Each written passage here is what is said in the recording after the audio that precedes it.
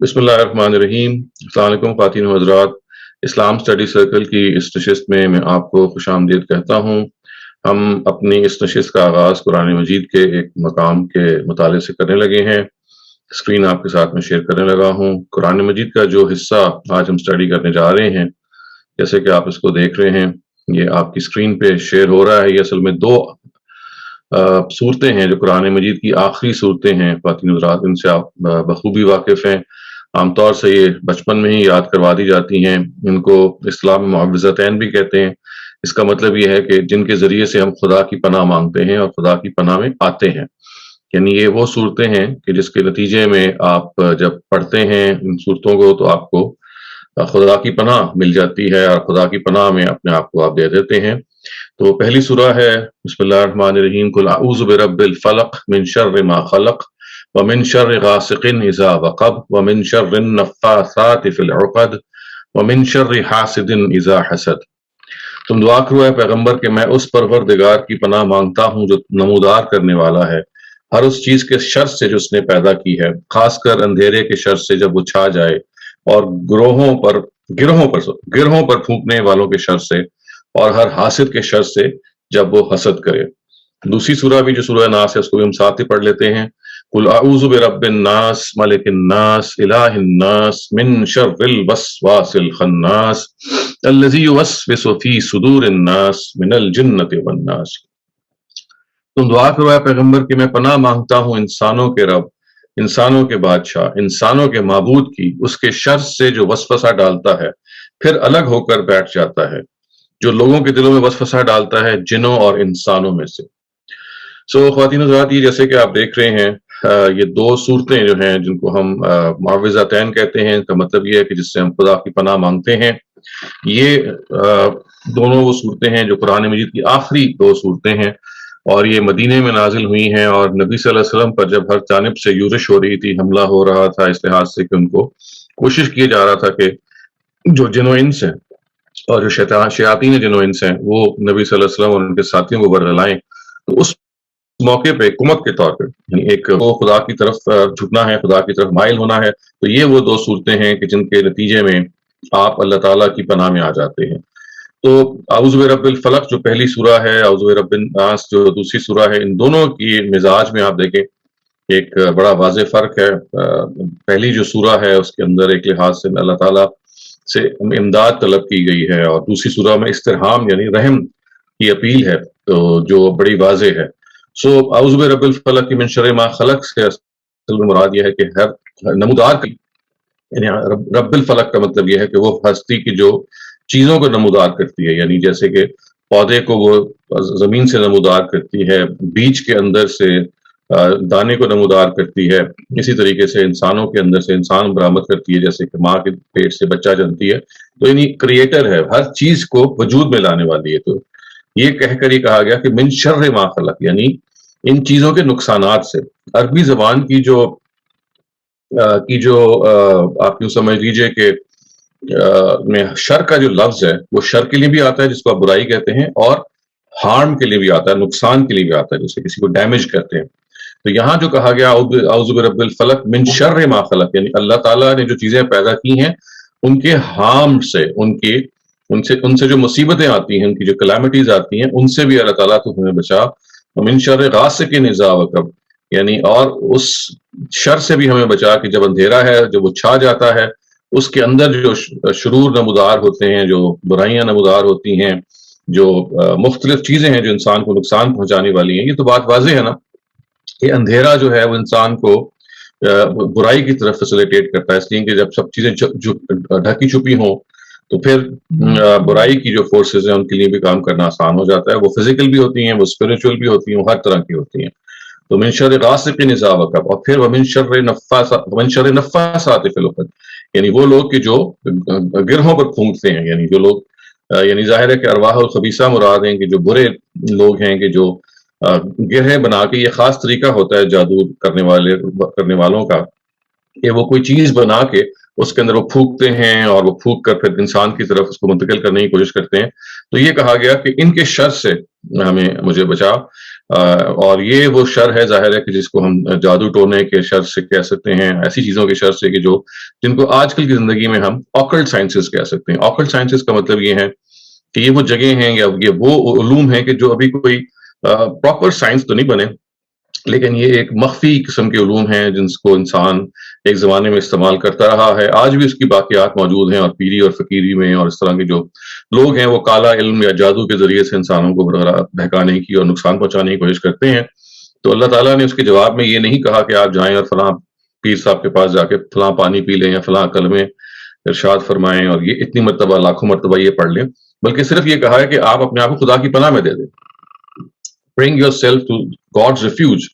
اللہ تعالیٰ کی ریفیوج میں اگر آپ اپنے آپ کو دے دیں گے تو بس یہ کافی ہے۔ تو اس لیے یہ ایک اور چیز سمجھنے کی ہے کہ اگر آپ کو یہ محسوس ہو کہ کوئی اس طرح کا معاملہ ہو رہا ہے کہ جو فزیکلی ایکسپلین نہیں ہو پا رہا، یعنی ڈاکٹرز اس کو ایکسپلین نہیں کر پا رہے، آپ کی جو کوئی بیماری ایسی ہے چل رہی ہے اور آپ کو محسوس ہو کہ کسی نے کوشش کی ہے کہ آپ پہ کوئی اثر ڈالے روحانی طور پہ یا جادو کے ذریعے سے، تو اس کا بھی اللہ تعالیٰ نے جو ہمیں طریقہ بتایا ہے وہ یہ ہے کہ ہم اللہ کی پناہ میں آ جائیں، بس یہ دعا کریں اور یہ صورت جو ہم پڑھ رہے ہیں اس وقت اس کو بار بار دہرائیں۔ اور پھر آخر میں کہا گیا کہ وَمِن شَرِّ حَاسِدٍ إِذَا حَسَدَ، اور ہر اس شخص کی جو حسد کرے۔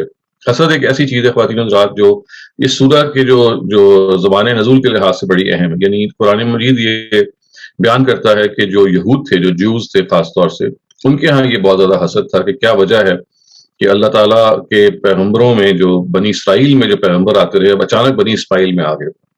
تو قرآن نے یہ کہا ہے کہ انہوں نے جب نبی صلی اللہ علیہ وسلم کا انکار کیا تو اس کی جو وجہ بتائی ہے وہ یہ کہ حسدم من عند انفسہم، ان کو یہ حسد تھا کہ ہماری اپنی جو لینیج ہے، ہماری اپنی جو بنی اسرائیل کی شاخ ہے، اس میں سے آخری پیغمبر کیوں نہیں آیا۔ تو قرآن یہ کہتا ہے کہ ان کے اس حسد کی وجہ سے اللہ تعالیٰ کے اس چوائس کی حسب ان کو حسد تھا کہ کیوں ایک دوسری شاخ سے پیغمبر آ گیا۔ انہوں نے نبی صلی اللہ علیہ وسلم پر حسد کرنے کی کوشش کی، اور اس حسد کے انہوں نے بہت سارے اور کام کرنے کی کوشش کی۔ یہ بھی بتایا جاتا ہے کہ ان کے ہاں چونکہ سحر و ساحری کا کام بہت تھا، انہوں نے نبی صلی اللہ علیہ وسلم پہ جادو بھی کرنے کی کوشش کی لیکن ناکام رہے۔ یعنی یہ ایسا نہیں ہے کہ وہ کامیاب ہو گئے۔ اس سلسلے میں جو روایات میں آتا ہے کہ وہ جادو کر بیٹھے اور نبی صلی اللہ علیہ وسلم پر اس کا اثر ہو گیا، یہ بات درست نہیں ہے۔ اگر آپ روایات کو مطالعہ کریں اور قرآن کی روشنی ان کو دیکھیں تو صاف معلوم ہوتا ہے کہ انہوں نے کوشش کی کہ نبی صلی اللہ علیہ وسلم پر، کیونکہ ظاہر ہے کہ اور طریقہ ان کے پاس کوئی رہ نہیں گیا تھا، وہ چاہتے تھے کہ کسی طرح سے نبی صلی اللہ علیہ وسلم کو نقصان پہنچائیں۔ تو جب انہوں نے یہ کوشش کی تو اللہ تعالیٰ نے اس کو ناکام بنا دیا، اور ایک بالکل مومنٹری طور پہ ایسا ضرور ہوتا ہے کہ شاید ان کو سرگرانی سی ہوئی یا ان کو تھوڑا سا محسوس ہوا، لیکن جیسے کہ روایات میں آتا ہے کہ کار نبوت کی چیزیں بھول جاتے تھے، یاد نہیں رہتا تھا کہ انہوں نے فلاں کام کیا یا نہیں کیا۔ اس طرح کی کوئی بات کسی صحیح روایت سے ثابت نہیں ہے، بس اتنا ہی ہے کہ انہوں نے کوشش کی اور بالکل چند لمحوں کے لیے نبی صلی اللہ علیہ وسلم پر سرگرانی یا اس طرح کی کوئی چیز کا اثر ضرور ہوا، لیکن وہ ختم ہو گیا، اللہ تعالیٰ نے ان کو اس سے نکال لیا۔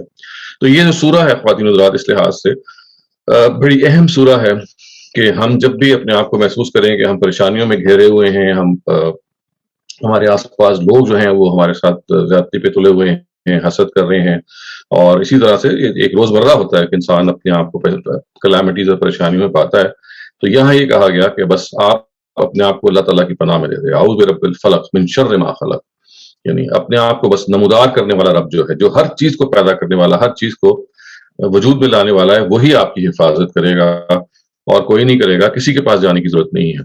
دوسری سورہ بھی خواتین حضرات بالکل اسی طرح سے ہے کہ اعوذ برب الناس الہ الناس، یعنی یہ رب لوگوں کا جو رب ہے، لوگوں کا جو الہ ہے، تو یہ سب ناموں سے جب آپ بیک وقت پکارتے ہیں تو جیسے کہ اپیل کی نوعیت پیدا ہو جاتی ہے نا، رب الناس، ملک الناس، الہ الناس، تین نام ہیں، رب الناس جو پالنے والا ہے، الہ الناس جو معبود ہے، ملک الناس جو لوگوں کا بادشاہ ہے۔ تو ایک لحاظ سے تینوں ٹائٹل سے پکار کے کہا گیا کہ آپ ہمیں پناہ دیں، ہم آپ کی پناہ میں آنا چاہتے ہیں، اللہ تعالیٰ یہ کہتے ہیں۔ اور بھی خاص طور سے اس سورہ کے اندر شیطان کا جو طریقہ کار ہے وہ واضح کیا، شیطان اور اس کے پیروکاروں کا، کہ وہ زبردستی کچھ نہیں کر سکتا، وہ آپ کے اندر وسوسہ ڈالے گا، اور جب وسوسہ ڈالے گا تو بالکل دبک کے بیٹھ جائے گا، جب موقع آئے گا تو اپنے آپ کو وہاں سے وڈرا کر لے گا، اس کا کام صرف اور صرف وسوسہ ڈالنا ہے۔ شیطان کو اللہ تعالیٰ نے اتھارٹی نہیں دی کہ آپ کو زبردستی وہ ورغلائے، ورنہ تو یہ آزمائش کے اصول کے خلاف ہو جاتا نا۔ تو اللہ تعالیٰ نے جو ہمیں رستہ بتایا ہے وہ یہ ہے کہ دیکھیے، آپ اگر مجھ سے جڑ کے رہیں گے، میرے ساتھ آپ کے تعلق کو اسٹرانگ اگر آپ رکھیں گے تو شیطان آپ کو وسوسہ ضرور ڈالے گا، ڈال سکتا ہے. پیغمبروں کے دلوں میں اس نے ڈالنے کی کوشش کی, ہر انسان پہ ڈالنے کی کوشش کرتا ہے, لیکن اگر آپ اس وسوسے پہ قابو پا لیں, اس کو جھٹک دیں, تو پھر آپ گمراہ نہیں ہوں گے. تو وہ ایک کام کرے گا, اور اس کے جواب میں اگر آپ اس کی باتوں میں آ گئے تو پھر یہ آپ کا قصور ہے. اگر آپ نے اپنا وہ کنٹرول کر لیا تو یہ آپ کا کمال ہے. اس وجہ سے, اور یہ بھی کہا گیا کہ جو شیطان لوگ ہوتے ہیں یہ صرف جنوں میں نہیں ہوتے, من الجنۃ والناس, یہ جنوں میں بھی ہوتے ہیں اور انسانوں میں بھی ہوتے ہیں. یہ آپ کو اسی طرح سے ورغلاتے ہیں, اور اس ورغلانے میں آپ نے آنا نہیں ہے, اس کو جھٹک دینا ہے, اس سے دور رہنا ہے. تو یہ دو صورتیں اس لحاظ سے خواتین حضرات ہم سب کی زبانوں پہ ہیں, ہم سب کو بچپن میں یاد کرا دی جاتی ہیں. ان کو بار بار نمازوں میں بھی اور ویسے بھی ہمیں دہراتے رہنا چاہیے, کیونکہ یہ بندہ مومن کا خدا کے ساتھ تعلق جو ہے وہ قائم کرتی ہیں, اور تعلق جو خدا کے ساتھ قائم ہونا ہے اس کی سب سے اسٹرانگ شکل ہے وہ دعا ہے. اور یہ دونوں اصل میں دعائیں ہیں کہ پیغمبر کو یہ دعائیں سکھائی جا رہی ہیں کہ تم اپنے آپ کو خدا سے متعلق کر دو, خدا کی ریفیوج میں, خدا کی پناہ میں اپنے آپ کو لے آؤ. خدا کی پناہ میں لے کے آؤ گے تو خدا کا حصار تمہیں مل جائے گا, اس کی پروٹیکشن آپ کو مل جائے گی. ظاہر ہوتا ہے کہ اللہ تعالیٰ ہمیشہ وہ پرووائڈ کرتے ہیں, وہ اپنی مرضی سے بعض دفعہ اس پروٹیکشن کو ختم بھی کر دیتے ہیں, تاکہ اگر آپ اس آزمائش میں اگر آپ نے جانا ہے, اگر اللہ تعالیٰ کو آزمانا چاہ رہے ہیں تو اس آزمائش سے بھی آپ گزریں. لیکن بالعموم یہ کہا گیا ہے کہ پریشانیوں کا مداوع اگر آپ نے چاہنا ہے, چاہے وہ فزیکل ہوں, اگر وہ ڈائگنوز نہیں ہو رہی, یا وہ اسپرچل ہوں, یا آپ کو محسوس ہو کہ آپ کے ساتھ لوگ مل پڑے ہیں اور آپ کے پاس کوئی ڈیفینس نہیں ہے, تو سب سے بڑی ڈیفینس آپ کی خدا ہے. اور یہ دو صورتیں جو ہیں یہ آپ کو خدا کے پناہ میں, خدا کی ریفیوج میں دے دیتی ہیں, اور خدا آپ کی سب سے بڑی ڈیفینس ہے اس معاملے میں. سو ہم اپنے اسٹڈی سرکل کے اب دوسرے سیگمنٹ کی طرف آگے بڑھتے ہیں.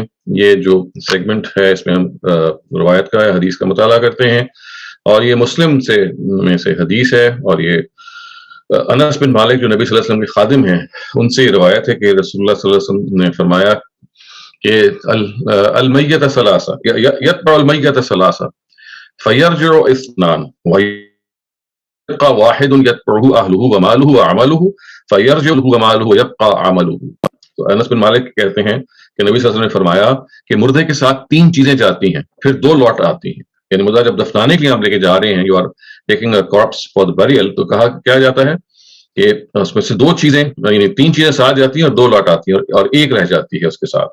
اس کے گھر والے اور مال اور عمل, تو یہ تینوں اس کے ساتھ جا رہے ہوتے ہیں. گھر والے اور مال تو لوٹ کے آ جاتے ہیں اور عمل اس کے ساتھ رہ جاتے ہیں. تو یہ کتنی خوبصورت بات ہے.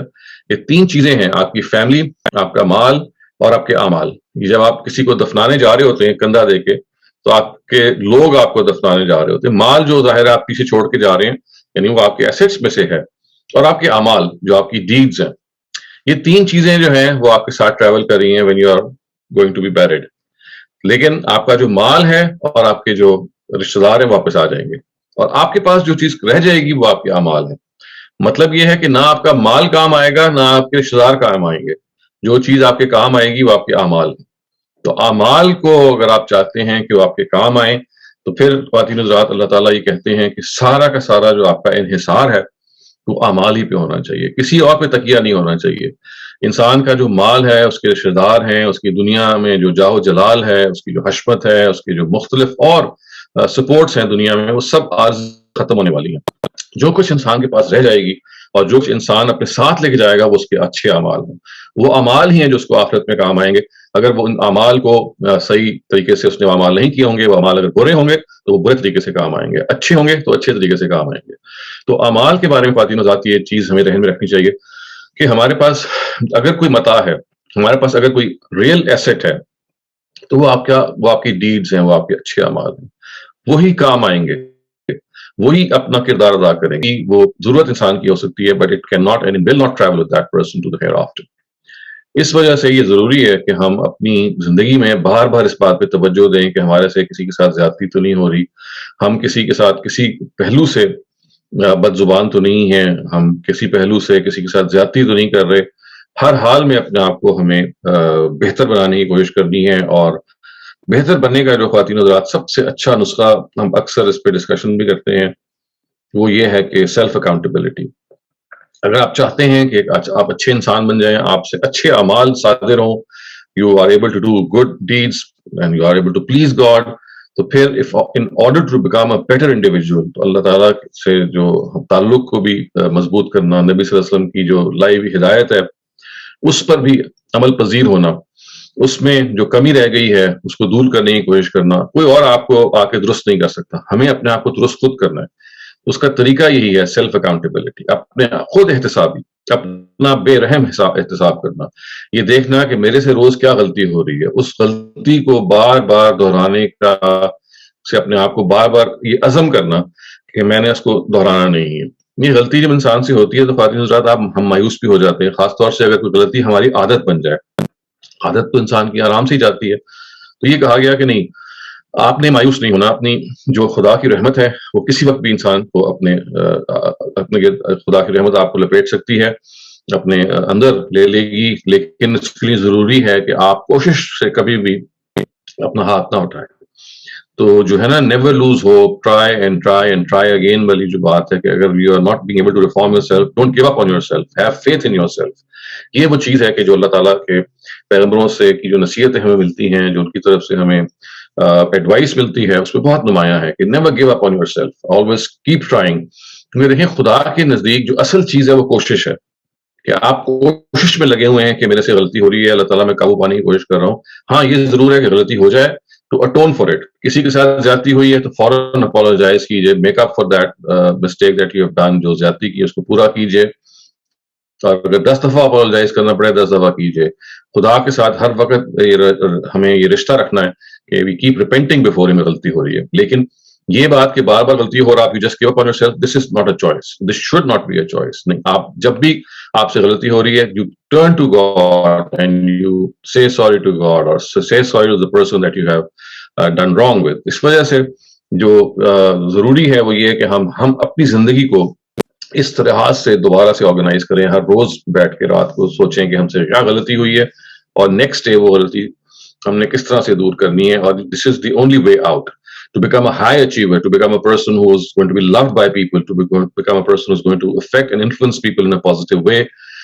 We owe this not only to ourselves but to our surroundings and to our next generation. یعنی سب جو لوگ ہیں ہمارے سراؤنڈنگز میں, آپ کی اولاد ہیں, آپ کے بہن بھائی ہیں, آپ کے ماں باپ ہیں, یہ آپ کی جو ایگزامپل آپ سیٹ کریں گے اپنے اچھے کردار سے, اخلاق سے, they are going to follow it and they are going to be inspired by it. تو یہ بھی ذہن میں رکھیے خواتین حضرات کہ ہم میں سے ہر ایک جو ہے نا وہ کسی نہ کسی جگہ پہ ایک لیڈر ہوتا ہے. لیڈر وہ اس لحاظ سے ہوتا ہے کہ وہ ہی is a person who can influence people under ہم اور ہر سیلف. اس لیے کہ بعض جگہیں ایسی ہوتی ہیں کہ جہاں پہ انسان جس جگہ پہ بھی ہوتا ہے اس کے پاس کوئی نہ کوئی ضرور ہوتا ہے اس کے آس پاس کے جو اس سے انفلوئنس ہو سکے. تو اپنے آپ کو, ہر آدمی کو ایک یونٹ سمجھنا چاہیے. یہ صرف لیڈرز وہی نہیں ہوتے جو پولیٹیکل لیڈرز ہوتے ہیں, نہیں, every single one of us is a leader in some اور دی ادر وے. اگر آپ باپ ہیں تب بھی آپ لیڈر ہیں, اگر آپ اسٹوڈنٹ ہیں تب بھی آپ لیڈر ہیں, اس لیے کہ آپ کا سرکل آف انفلوئنس ہے. تو لیڈر کون ہوتا ہے؟ جس کا ایک سرکل آف انفلوئنس ہو. تو انسان کا بھی ایک سرکل آف انفلوئنس ہوتا ہے, ہر انسان کا. تو اپنے سرکل آف انفلوئنس میں اگر آپ چاہتے ہیں to become an effective leader, تو پھر it has to be you climb to the highest summits of morality. اخلاق کی جو اعلیٰ ترین جو منازل ہیں, سیڑھیاں ہیں, ان کو طے کر کے بالکل چوٹی پہ پہنچنے کی کوشش کریں. اگر آپ سلپ بھی ہو جائیں تب دوبارہ کوشش کریں, کیونکہ اصل چیز جو خدا کے ہاں کاؤنٹ ہوتی ہے وہ کوشش ہے, نہ کہ لازماً سکسیڈ کرنا. تو it is the attitude that we count once we are not able to do what we are required to do, but we still keep on doing that. تو اس لیے خواتین حضرات یہ چیز امپورٹنٹ ہے کہ ہم اپنے زندگی کو اب اس طرح سے آرگنائز کریں کہ اگر غلطیاں ہو رہی ہیں تو ان سے مایوس نہ ہوں, بلکہ پلاننگ کریں اور یہ سوچیں کہ جو چیز ہمارے کام آئے گی, جیسے کہ اس حدیث میں ہم نے پڑھا, وہ صرف اور صرف ہمارے اچھے اعمال ہیں. اور اچھے اعمال ہیں جو ہمیں سجائیں گے آخرت میں, اور برے اعمال ہیں کہ جو ہمارے ساتھ, ظاہر ہے کہ جب میزان لگے گی جس میں تولا جائے گا تو وہ دوسری طرف جھکاؤ کا باعث بنیں گے. تو our good deeds have to outnumber our bad deeds. This is the target that we should always have. So خواتین حضرات, اب ہم اپنے اسٹڈی سرکل کے تیسرے حصے کی طرف بڑھتے ہیں. اس میں ہم بائبل کا کوئی حصے کا مطالعہ کرتے ہیں, اور اس کے بعد یہ جو موضوع ہے ہمارے پاس, یہ لوک یا لوکا کی جو انجیل ہے, اس میں جو جیزس نے سیلف رائٹسنس کے بارے میں, یعنی اپنے آپ کو صحیح سمجھنا اور دوسرے کو غلط سمجھنا, اس کے بارے میں جو کچھ کہا ہے خواتین حضرات, یہ ہے جو ہم اس کو یہاں پہ دیکھنے لگے ہیں. اور یہ جس چیز کو یہاں بتایا جا رہا ہے وہ ہم اس کو دیکھتے ہیں.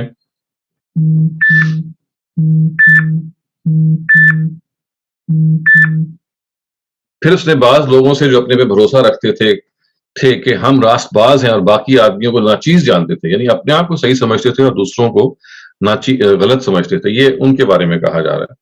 یعنی حضرت مسیح جو ہیں وہ یہ نصیحت کر رہے ہیں، اور یہ وہ جو ان لوگوں کو جو اپنے آپ کو بالکل سمجھتے تھے کہ ہم سچے ہیں اور باقی لوگ جو ہیں وہ ہم سے گھٹیا اور کمتر ہیں، تو حضرت مسیح نے ان کو یہ تمثیل بیان کی. وہ کیا ہے کہ دو شخص ہیکل میں، یعنی ہیکل کا مطلب ہے جہاں پہ اس دعا کرتے ہیں، جو ٹیمپل تھا، دعا کرنے کے لیے گئے.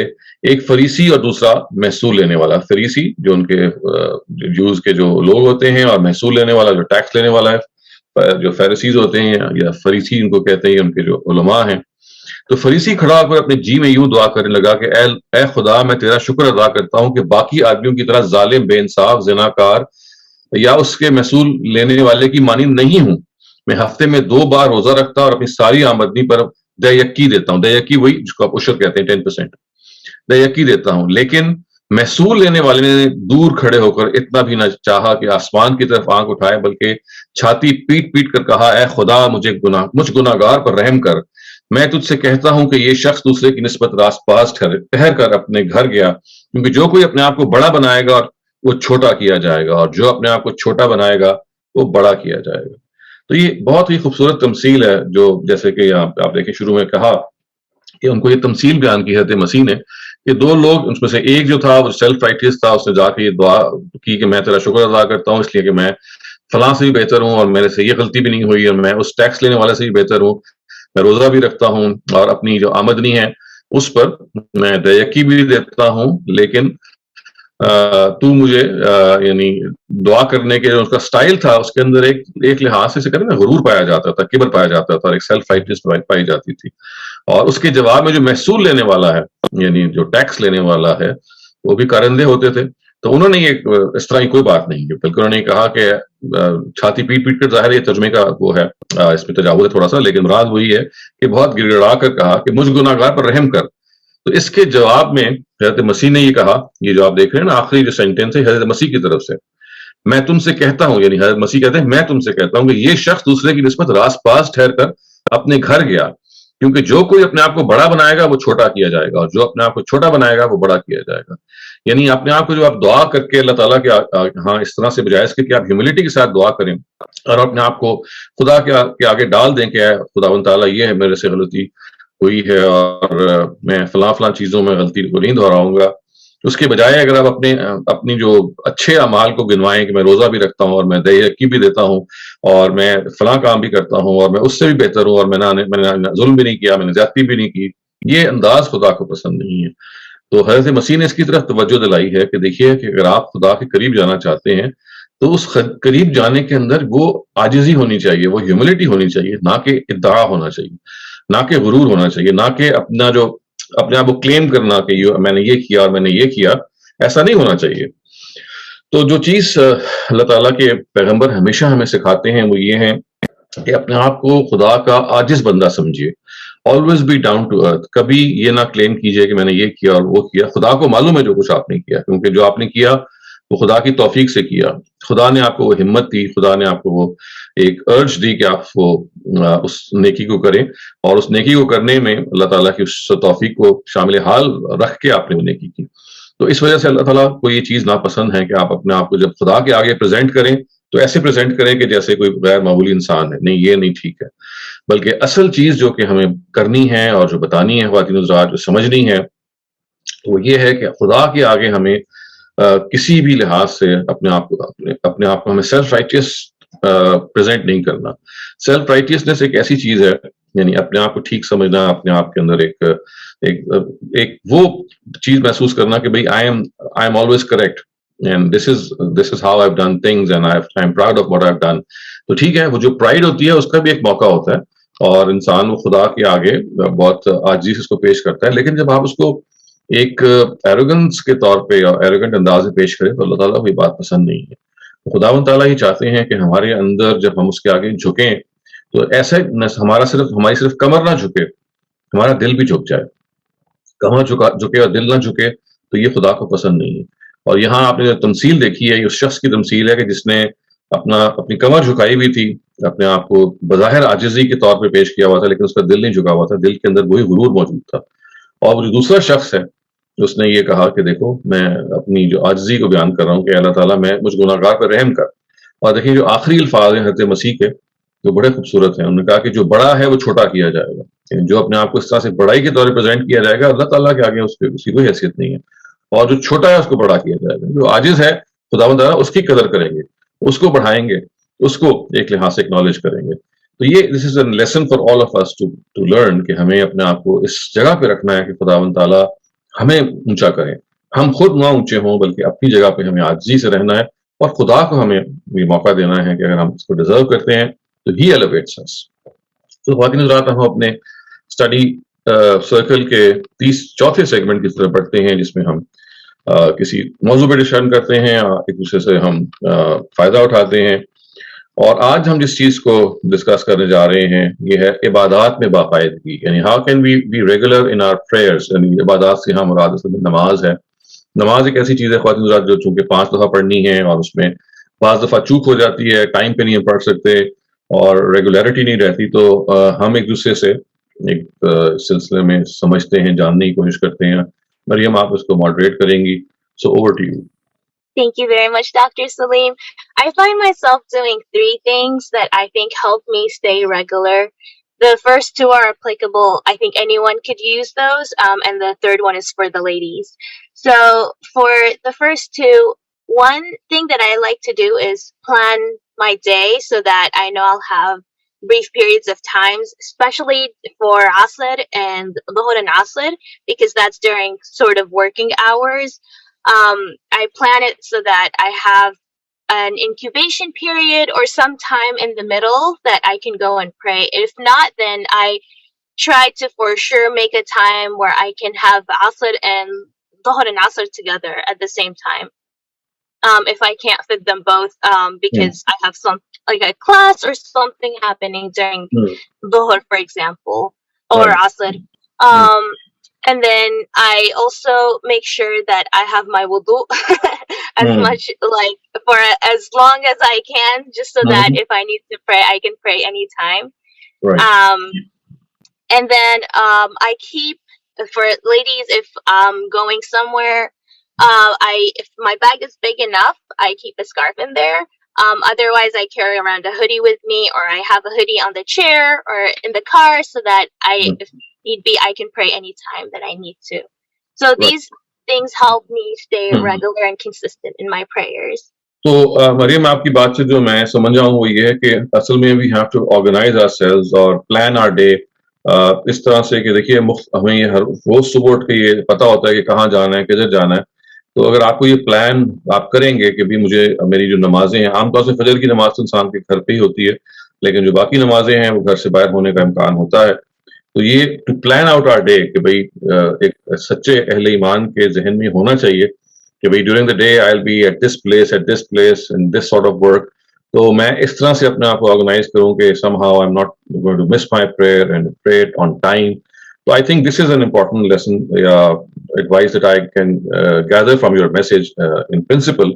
We have to organize ourselves, we have to organize our day, we have to organize our timetable so that we know where we are at the time of each prayer, and we are able to find time to pray regularly. So thank you. Thank you. And also adding to that, like trying to make prayers as easy as you possibly can so that you're not overwhelmed or mentally exhausted. Right. Shabani Al-Sadi, you're up next. Please go ahead. अस्सलाम वालेकुम. Thank you Maryam. Doctor साहब, कोई भी चीज इख्तियार करने के लिए या कोई भी चीज छोड़ने के लिए जो है इंसान का स्ट्रॉन्ग डिटर्मिनेशन जो है वो जरूरी होता है, क्योंकि नमाज को जैसे हम देखते हैं कि वो खुदा से हमारा मतलब सुबह शाम का शुक्र का ताल्लुक और उससे मदद का ताल्लुक और हमारे ईमान का जो है वो अमली इजहार है.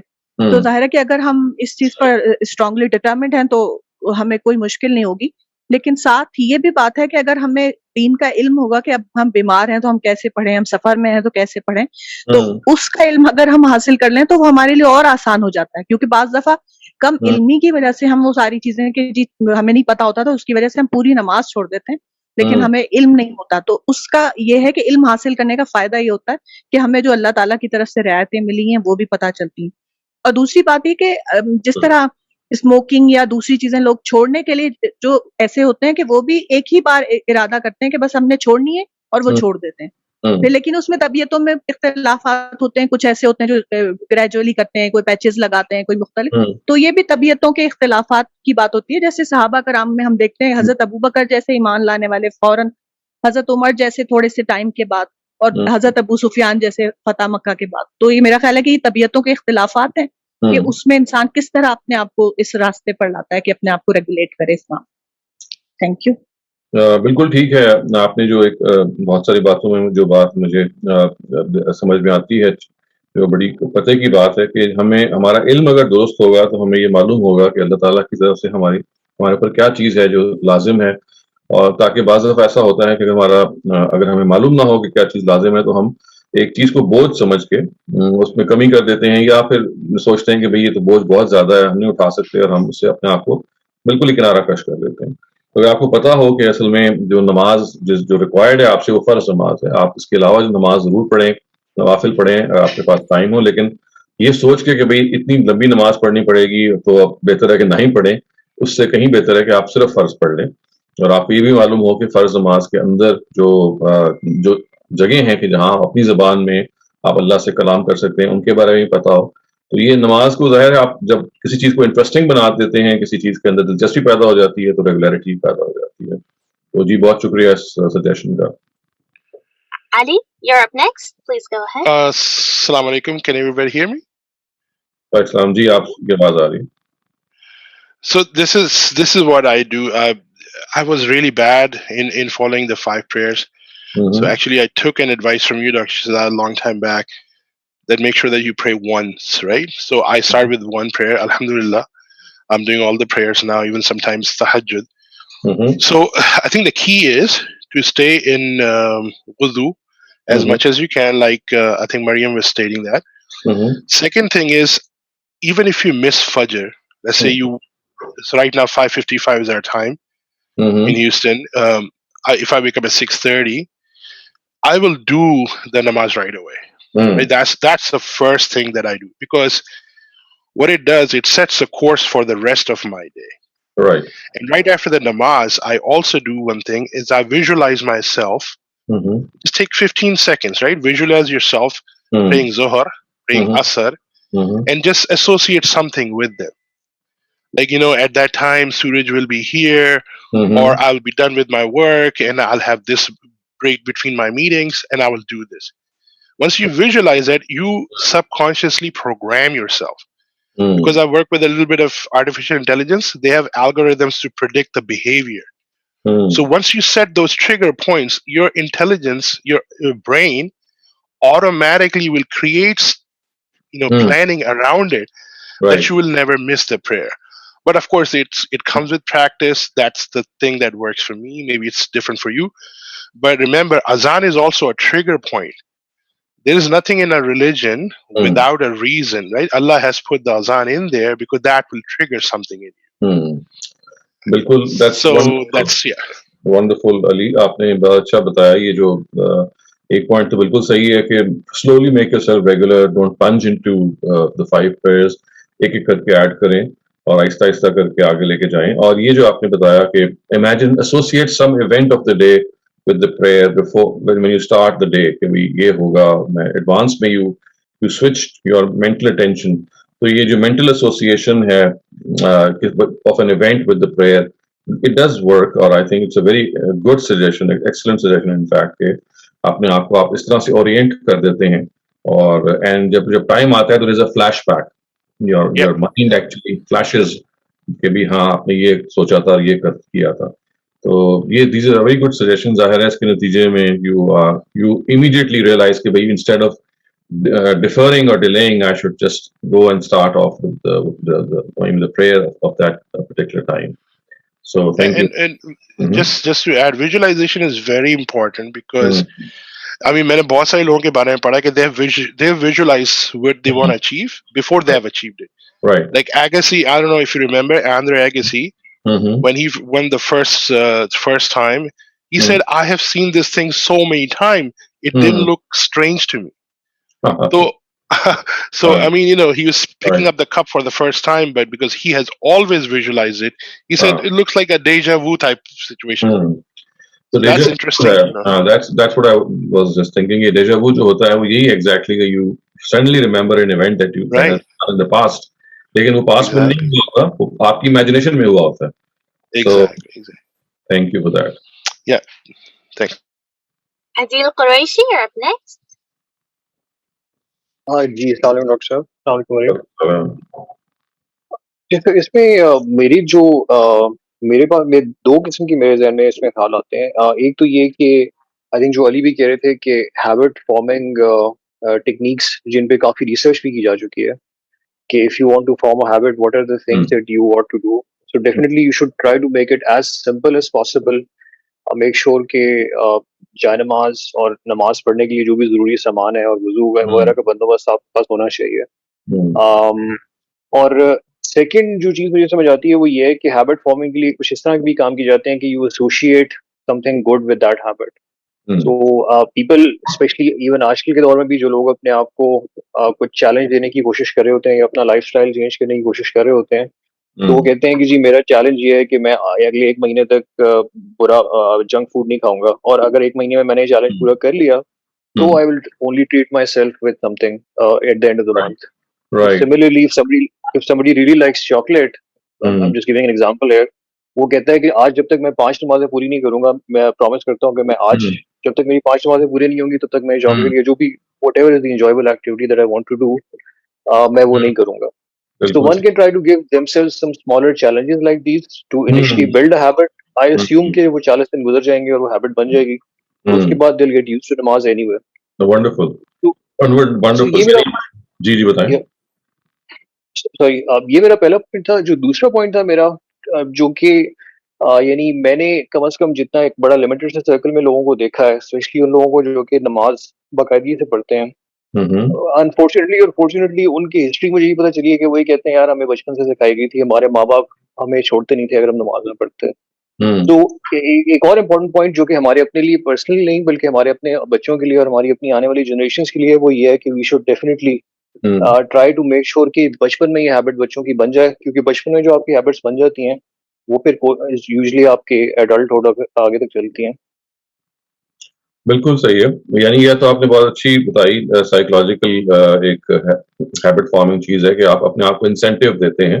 ये काम हम बच्चों से भी करते हैं, तो जो काम हम बच्चों से करते हैं वो अपने आप से भी हम कर सकते हैं कि जो हम चाहते हैं कि फलां चीज हम चेरिश करते हैं, तो वो हम ये कमिटमेंट करेंगे जी, वो हम तभी यूज करेंगे when we are able to fulfill the commitment. So incentive is always, अल्लाह मियां ने भी आपको इंसेंटिव ही दिया हुआ है. हमें जन्नत का इंसेंटिव है, अल्लाह ताला की रजा का इंसेंटिव है, जिसकी वजह से हम जाहिर है कि we are trying to our best to remain on the straight path. So incentive is something which works for everyone, and that's an excellent suggestion. Thank you for that, Adil. Adila Hassan, you're up next. Please go ahead. Thank you, Mindy. I don't know if this is right or wrong, लेकिन मैंने अपने आप को regular किया, अब तो खैर अल्लाह का शुक्र है काफी अरसे से. I always have something to ask to Allah. कोई दुआ, कोई शुक्र या कोई बात करनी है जिससे मुझे सुकून मिले, just to say something, जो कि मैं किसी और से नहीं कर सकती. तो उसकी वजह से I look forward to the next नमाज. That's very nice. अच्छा. तो एक अगर ज़ोहर की मैं कुछ रह गया मुझे याद आया तो फिर I look forward to असर. This is what I do. Very nice. यानी ये बात कि आप ये कहती हैं कि there is an occasion in the day when I'm going to talk to God, और अगर एक नमाज में रह गया तो अगली नमाज में तो आपको you look forward, अच्छा मौका आएगा तो मैं अल्लाह से बात करूंगा, I will be in communion with God. So that's also a very good suggestion. Akram Bhatti. जी अस्सलाम वालेकुम. वालेकुम सलाम.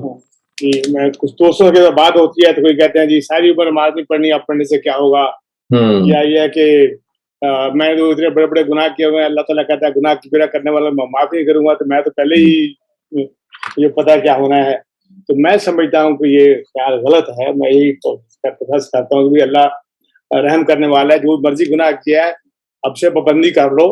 तो जो पीछे हुआ है वो जैसे गामिदी साहब ने फरमाया कि 3 तरीके हैं, तो एक तरीका उसमें ये है कि भाई जो पिछले हुआ माफ कर लो, आइंदा से हर नमाज के साथ जितनी तौफीक हो उतने दो चार नफल पढ़ लो, तो अल्लाह ताला क्योंकि उसको डबल ट्रिपल 10 गुना करता है जो अपने अपने मुताबिक, तो अल्लाह ताला को बख्शने का अल्लाह पे हमेशा उम्मीद रखो। और जो लोग कहते हैं कि अब सारी उम्र हो गई है, मैं 60 साल का हो गया हूँ, अब मुझे क्या होना है, तो उसके लिए मैं कहता हूँ कि शायद ये मैं तो ये कहता हूँ, अगर दोस्तों से कोई बात अक्सर होती है तो कहते हैं भी, तो मैं कहता हूँ कि देखें शायद अल्लाह ने मुझे ज्यादा उम्र इसलिए दी है एवरेज मेरे दोस्तों से कि जो मोहलत दे रहा है अभी भी मेरे दर पे आ जाओ, अभी भी जो है वो मुझसे कुछ माफी मांग लो, तो मैं तो अल्लाह ने ये नहीं कहेगा लंबी उम्र दिया थे कि वो कहते हैं जी मेरी दोस्तों ने कहा कि क्या ऐसे लोगों को लोग ले जाता है और जो हमारे जैसे बुरे लोग होते हैं उनको लंबा छोड़ देता है। तो मैं कहता ना अल्लाह ने हम पर रहम ज्यादा किया है कि मैं मोहलत दी है, भाई अभी कुछ कर लो, अभी टाइम है, आखिरी सांस तक तुम्हारे पास टाइम है, तो अब इस्तग़फ़ार करने का टाइम। और तीसरी और फाइनल बात यह है जो मैं नमाज में करता हूँ, आई ट्राई टू पिक ऐसी आयात फ्रॉम द कुरान पाक जिसमें या अल्लाह की तारीफ करूँ या अल्लाह से कुछ मांगू, मैं उसको ट्रांसलेशन का मुझे पता हो और वो करता हूँ। और फिर कभी ऐसी भी चीजें सामने आ जाते हैं जिससे अल्लाह ने रसूलुल्लाह सल्लल्लाहु अलैहि वसल्लम को मुखातब किया, ले हमें वो एडवाइस कर रहे हैं कि ये करो वो करो, सबक मिलता है। तो मेरे ये है तरीके में तो ये कि भाई जो नमाज वो चीजें पढ़ो जिसमें कुछ अल्लाह से मांगो या तारीफ करो, या खुद कुछ दे दे, या फिर यह कि आपको सबक मिलता हो कि ये करना है। दैट्स तो ये जी। और ये दिस गोज विदाउट सेइंग कि देखिए रेगुलरिटी के लिए इंटरेस्ट चूंकि आपको चाहिए होता है किसी चीज में, तो आप अगर नमाज में ये नहीं जानते कि आप क्या पढ़ रहे हैं तो वो कभी भी रेगुलरिटी उस तरह से अचीव नहीं होगी, वो ज्यादा मैकेनिकल बन जाएगी। तो खुदा से जिंदा ताल्लुक, तो आपने जो बातें बताई हैं, यानी ये असल में खुदा से एक लिविंग रिलेशनशिप है, जिंदा ताल्लुक है कि आप you are in the moment, कि आप खुदा के साथ इन communion with God, in communication with God. तो वो तभी होगा कि you are able to understand that communication. तो दैट गोज विदाउट सेइंग कि regularity can not be achieved unless you know what you are saying in the prayer. तो उसमें कोशिश कीजिए कि you are able to familiarise yourself. तो चंद चीजें हैं, और कुरान मजीद को जरूर याद करने की कोशिश करें मुख्तलिफ मकामात से, couple of versus every now and then अपने रेपर्टोर में ऐड कीजिए टू योर वेरियस दैट सूरह that you have already learn, ताकि नमाज के अंदर एक वैरायटी हो कुरान पढ़ने की। वैरायटी खुद एक ऐसी चीज होती है विच absorbs you, otherwise you will keep reading the same सूरह अगेन एंड अगेन, तो वो फिर एक मैकेनिकल चीज बन जाती है। जी, थैंक यू अकरम साहब। Dr. Saleem, that was it for all the discussion. Should we move over to the Q&A? Yes, please. Okay. So I'll take some questions from last week and then we can start off with this week's question. The first question asks, just like humans, why are there other creatures also put into trial because they suffer from diseases or calamities? As far as the Quran is concerned, to our knowledge, there are two creatures. One of them is humankind. I mean, the category is humankind, and the other is the jinn kind. इसके अलावा हमें नहीं मालूम अल्लाह ताला ने कुछ अगर बनाए हैं, तो इतना मालूम है कि अल्लाह ताला की 3 मखलूकात हैं जो इरादे वाली हैं। एक फरिश्ते हैं, एक जिन है और एक इंसान है। फरिश्ते तो अल्लाह ताला ने अपने कामों को सरंजाम देने के लिए बनाए, जिन मखलूकात को आजमाइश के लिए बनाया, जिनको हिदायत भेजी, और एक्सप्लिसिटली जिक्र किया कुरान मजीद ने। कुरान ये कहता है कि हमने रसूल जैसे इंसानों में भेजे हैं, जिन्हों में भेजे हैं। तो या माशरल जिन्न वल इंस, यानी कुरान सूरह आराफ में कहता है कि जिन्नों और इंसानों के गिरोह, हमने तुम पर अलम यातिकुम रसूलुम मिनकुम नक़ुस्सु अलैकुम आयाती, we sent messengers amongst you from your own self, जो मेरी आयात को सुनाते थे। इसका मतलब यह है कि जिन्हों के अंदर ही पैगंबर आए होंगे या किताबें भी नाजिल हुई होंगी, और उनकी भी आजमाइश वैसे ही है जैसे हमारे इंसानों की आजमाइश हो रही है, और उनके साथ भी जज़ा सज़ा का मामला होगा आखिरत में। तो इनके बारे में these are the two creatures that we can talk about in the light of the Quran. They're particularly asking about animals because they also have to go through those. No, animals क्या देखें इरादा और इख्तियार नहीं है उनको, तो they are not given this awareness between good and evil उनके यहाँ। So animals का तो ये है कि they have been created for humankind, यानी इंसानों की खिदमत के लिए अल्लाह ताला ये कहते हैं कि जानवरों को बनाया है। You consume their meat, you consume their hides, you make themselves useful for your own benefit. लेकिन as far as their accountability is concerned, ऐसी तरह की कोई चीज कुरान से मालूम नहीं होती, बल्कि कुरान से ये मालूम होता है कि वो हमारी खिदमत के लिए, हमारे बेनिफिट के लिए, हमारे इस्तेमाल के लिए बनाए हैं। So just to clarify further, they're asking why do they have to suffer from diseases or calamities? Because they're not being put through a trial.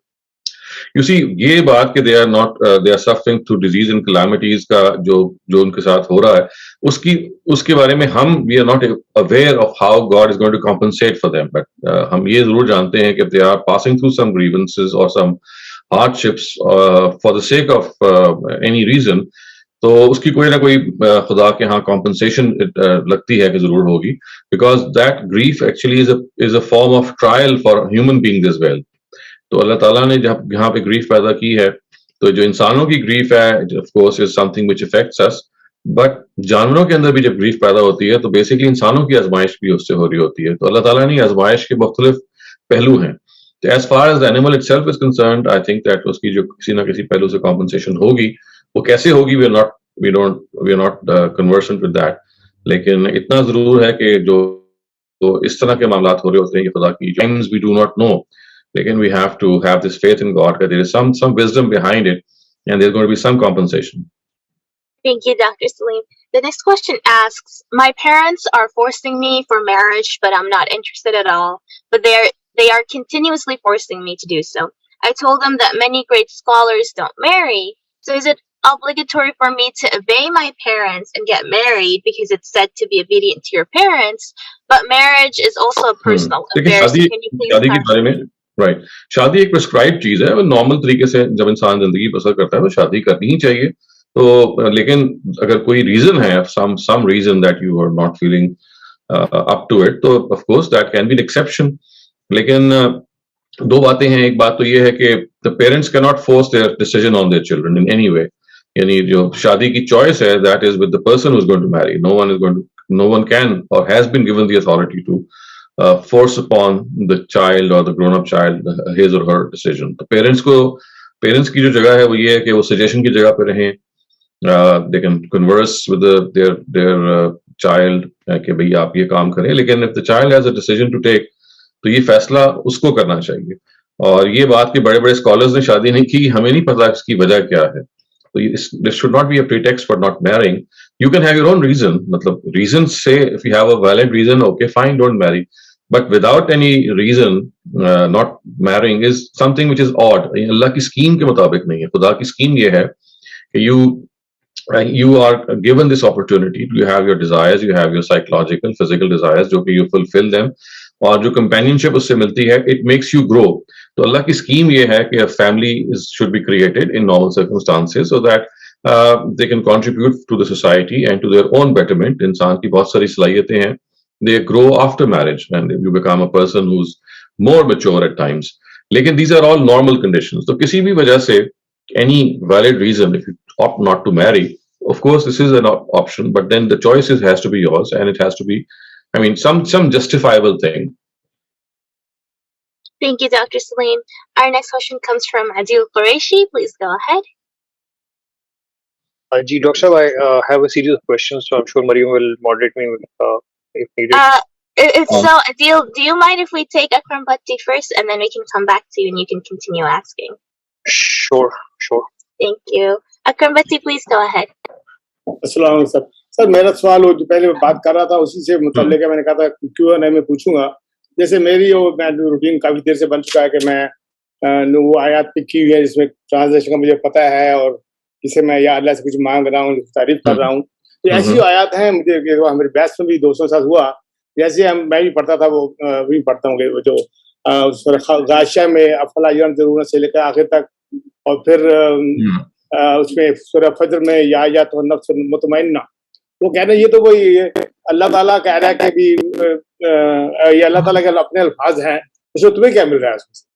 तो इसके तरफ बताएं कि भाई मैं तो मुझको जवाब मेरा ये था कि स्वाद की सूरह स्वाद 30 ईयर से पहले आया है कि ये जिक्र है कुरान पाक जो है. तो उसको उस लिहाज से आप जब सवाल कर रहे थे तो एक थोड़ी देर के लिए आपकी बात कट गई थी आवाज की. एग्जैक्ट सवाल आपका क्या है? सवाल ये है कि जैसे जो ऐसे सूरत आयात होती हैं जिसमें अल्लाह ताला बात कर रहे हैं, एडवाइस कर रहे हैं या बता रहे हैं कुछ, या रसूल वसल्लम को एड्रेस कर रहे हैं, तो वो हम नमाज में पढ़ें तो उसमें क्वेश्चन ये होता है कि आपको क्या उसमें ملتا ہے. جیسے یہ ہے سورہ غاشیہ میں افلا ینظرون سے لے کے آخر تک آپ کیا مانگ رہے ہیں؟ اللہ تعالیٰ کی بات بتا رہے ہیں. اور یا اس سورہ فجر میں یا النفس المطمئنہ اور جو وہ آخر تک جو ہے, تو اس میں بھی اللہ تعالیٰ کہہ رہے ہیں کہ بھئی میرے بندوں جو جنت میں داخل ہو جاؤ, اور وہ آپ کو اس بندوں کی تعریف بتا رہے ہیں جو نیک ہوئے ہیں. تو آپ اس کا کیا پڑھنے کا فائدہ اٹھا رہے ہیں؟ یہ دیکھیے, آپ کو تو اصل میں قرآن مجید کچھ چیزیں نریٹ کر رہا ہے, کچھ چیزوں کی رودات بیان کر رہا ہے. جیسے سورہ غاشیہ کا جو دوسرا حصہ ہے جہاں یہ کہا گیا کہ افلا ینظرون الی الابل کیف خلقت, تو وہاں تو انسان کو بتایا جا رہا ہے کہ دیکھیے اپنے رب کو پہچاننے کے لیے اور آخرت کی جواب دہی کو اپنے اندر راسخ کرنے کے لیے آپ اگر دیکھیں گے آسمان کو اگر آپ یہ دیکھیں گے کہ وَإِلَى الْجِبَالُ وَإِلَى الْأَرْضُ كَيْفَ سُطِحَتْ, زمین کیسے بچھائی گئی ہے, وَإِلَى الْجِبَالُ كَيْفَ نُصِبَتْ, پہاڑ کیسے گاڑے گئے ہیں. تو یہ تو آپ کو ایک انوائٹ اللہ تعالیٰ کر رہے ہیں نا کہ آپ ان چیزوں پہ غور کریں. تو غور و فکر تو وہ چیز ہے جو خداوند تعالیٰ ہر جگہ آپ کو کہتے ہیں. تو آپ جب وہ پڑھ رہے ہوتے ہیں تو اصل میں خدا کے اس حکم کو کہ آپ نے غور و فکر کرنا ہے اس سے آپ آشنا ہو رہے ہوتے ہیں. اسی طرح سے جب اللہ تعالیٰ کہتے ہیں کہ یا ایتھا النفس المطمئنہ ارجعی الی ربک راضیۃ مرضیہ, تو یہ خدا کی وہ خوشخبری ہے جو آپ کو بتائی جا رہی ہے اور آپ کو اس کے نتیجے میں انسپائر کیا جا رہا ہے کہ دیکھیے اپنے آپ کو اس قابل بنائیے کہ اللہ تعالیٰ یہ الفاظ آپ کو کہے کہ نفس مطمئنہ اپنے رب کی طرف واپس آؤ, تاکہ آپ کے اندر بھی ایک جذبہ پیدا ہو کہ مجھے ان لوگوں میں سے ہونا ہے کہ جو خداوند تعالیٰ کے اس پیغام کے مخاطب ہوں. تو ہر آیت کا کوئی نہ کوئی پیغام ہوتا ہے, کوئی نہ کوئی پہلو ہوتا ہے جس کو اگر آپ ذرا گہرا جا کے دیکھیں گے تو آپ کو سمجھ میں آنا شروع ہو جائے گا. پورا قرآن ایک پیغام رکھتا ہے, تمام آیات اپنے اندر ایک معنویت رکھتی ہیں, تو صرف اس معنویت کو تلاش کرنے کی ضرورت ہے. جزاک اللہ خیر. کوشچن یہ بھی تھا کہ وہ جو سورہ صاد کی میں نے کہا صاد کی 38 آیا ہے, پہلی آیا اس کی کہ قرآن جو ذکر اللہ کے ذکر کے لیے ہے, یہ اللہ کا ذکر ہے, تو وہی ہم کرتے ہیں تو قرآن تک پڑھتے ہیں. بالکل, ذکر کا مطلب ہے یاد دہانی. عربی زبان میں ذکر کہتے ہیں یاد دہانی کو. تو یہ خدا کی یاد دہانی ہے, خدا کے معاملات کی یاد دہانی ہے, زندگی کے بہت سارے امور کی یاد دہانی ہے, اور یہ یاد دہانی غور و فکر سے ہی پیدا ہوتی ہے اور تذکیر سے ہی پیدا ہوتی ہے. جہاں سے مرضی قرآن پاک نماز میں پڑھ سکتے ہیں. جی ہاں بالکل. جزاک اللہ خیر, شکریہ. جی ڈاکٹر صاحب, ایک ٹاپک جو ابھی اسی سیشن میں ڈسکس ہو رہا تھا جس پر آئی واز کیوریس, جو بنیادی ڈریس کوڈ ہے آدمیوں کے لیے اور عورتوں کے لیے, آئی تھنک اس پر ہم پہلے بھی ڈسکس کر چکے ہیں کہ وہ تو آپ کے سطر کا جو بیئر منیمم ریکوائرمنٹ ہے وہ یہ ہے کہ آپ نے اپنی سطر کو کور کرنا ہے اینڈ دیٹس اٹ. تو نماز کے لیے کیا ڈریس کوڈ میں ایڈیشنل ریکوائرمنٹ ہے کہ اگر ایک عورت نارملی اپنے سر پہ دوپٹہ نہیں لیتی ہے تو اس کو نماز پہ دوپٹہ لینا ضروری ہے, یا ایک آدمی اگر نارملی جو ہے وہ اس نے وہ پہنے ہوئے ہیں 3 کوارٹرز پہنے ہوئے ہیں, یا اس نے کوئی بنیان پہنی ہوئی ہے, تو نماز کے لیے اس کو پوری طرح کرتا شلوار یا اس طرح کی چیز پہننا ضروری ہے؟ دیکھیں, اس کو آپ الٹ اپروچ کریں. الٹ اپروچ اس طرح سے کریں کہ بجائے اس کے یہ دیکھیں کہ منیمم کیا ہے, آپ یہ دیکھیں کہ آپ جہاں جا رہے ہیں خدا کے حضور جا رہے ہیں, اور خدا کے حضور جب جا رہے ہوتے ہیں تو انسان کو اگر یہ معلوم ہو کہ خدا کے دربار میں کھڑا ہے تو آپ کیسے اپنے آپ کو امیجن کریں گے؟ آپ ایسے امیجن کریں گے نا کہ یو آر پراپرلی ڈریسڈ, اور وہاں پہ اس میں جو وہاں کی جو ایٹیکیٹ ہے, وہاں کے جو آداب ہیں, ان کے لحاظ سے آپ ہیں. یہ تو نارمل سچویشن ہے.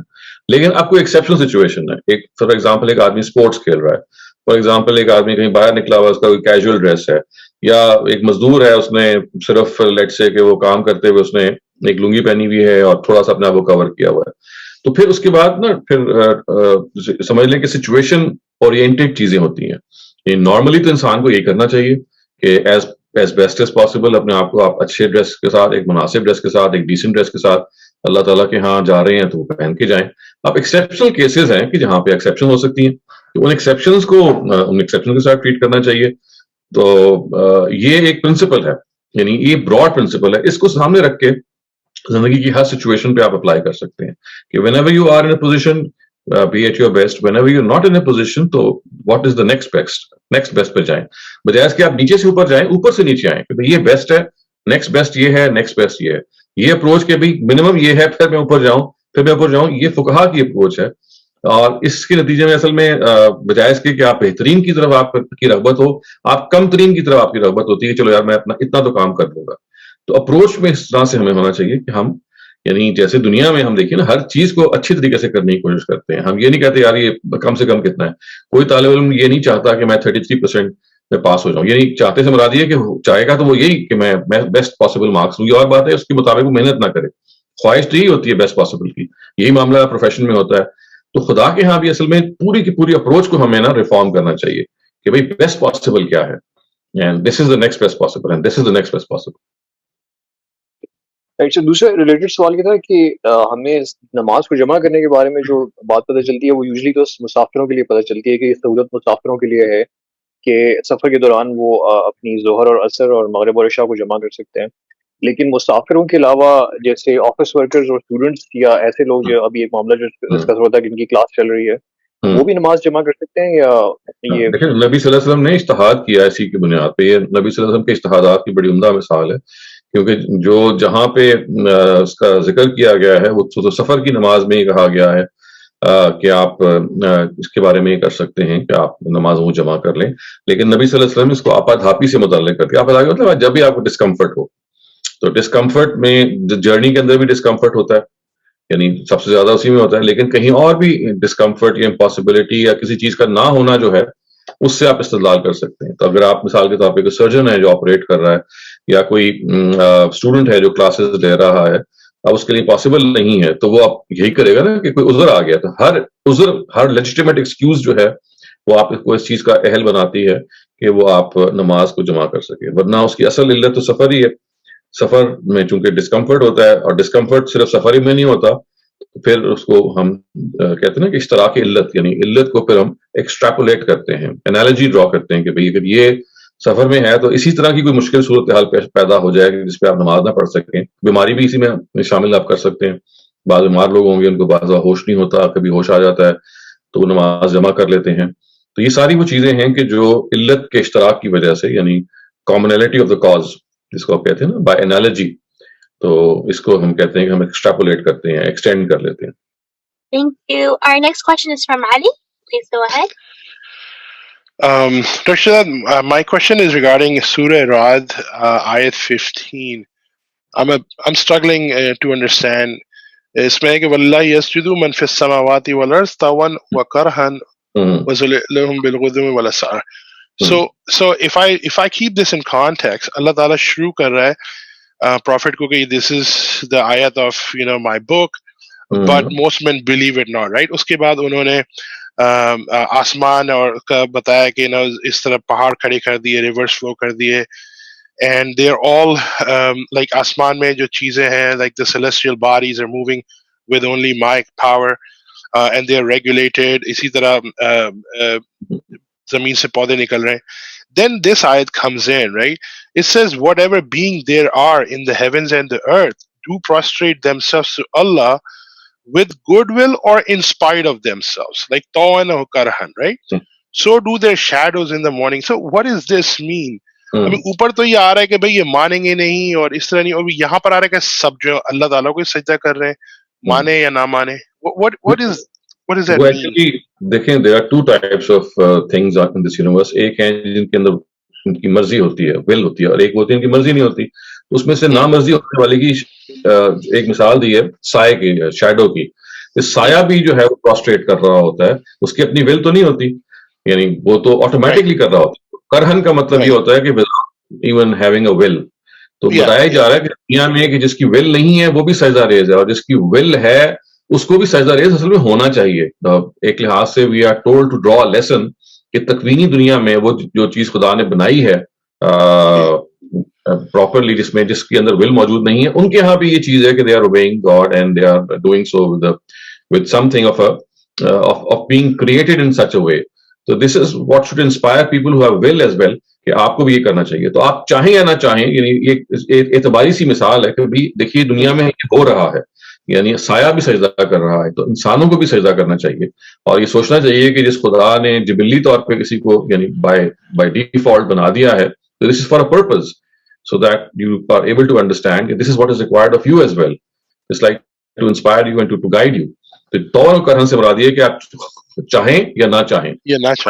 جی, تو انولنگلی کا مطلب یہ نہیں کہ آپ, وہ تو ایک الگ بات ہے. یہاں اصل میں جو مثال ہے وہ ان چیزوں کی ہے کہ جو انولنگلی بھی وہ کام کر رہی ہیں, گویا کہ بائی ڈیفالٹ وہ کام کر رہی ہیں. They don't have a will but they are doing the same thing as a person would do when he has the will. میں ابھی بھی تھوڑا سا اسٹرگل کر رہا ہوں بیکاز یہاں پر اسٹیٹمنٹ آپ اس پہ غور کریں. اس کو میں آپ کو ایک اور بتاؤں کہ تدبر قرآن .org پہ اویلیبل ہے, جو استاذ امین حسن اصلاحی کی کتاب ہے, he is اور یہ آن لائن اویلیبل ہے. You can go through this تفسیر, اور اس میں عام طور سے اس طرح کی سنپٹس جہاں پہ آپ نکال کے کرتے ہیں نا, وہ کانٹیکسٹ کے لحاظ سے آپ کو ایکسپلین کر دیتے ہیں. یہ طوعاً و کرہن جو ہے نا, willingly or unwillingly, قرآن نے اور جگہوں پہ بھی آیا ہے, تو وہ he will cite certain parallels as well. So I would advise you to look up that tafsir. No, I will definitely. میں نے کہا کہ because I had you, so I said okay maybe I'll میں تو explain کیا کہ basically اس سایہ کو مثال بنایا گیا. یہ جو unwillingly والا بات ہے نا, کرہن کا مطلب یہ ہے کہ سایہ, اب دیکھیے ہمیشہ اپوزٹ ڈائریکشن میں ہوتا ہے, آپ ادھر چل رہے ہوتے ہیں, سایہ آپ کے اپوزٹ ہوتا ہے. تو خدا نے یوز کیا کہ دیکھیے سایہ کے اندر بھی ایک ابراہیمی جو کہتے ہیں نا کہ اسپرٹ موجود ہے, کہ it is always prostrating itself before God. تو یہ this is like ایسے کہتے ہیں نا کہ it's like اس کو ہم اعتباری استدلال کہتے ہیں. Part of you, yeah. جی. Saima Khan, you're up next. Please go ahead. Thank you. Assalamu alaikum.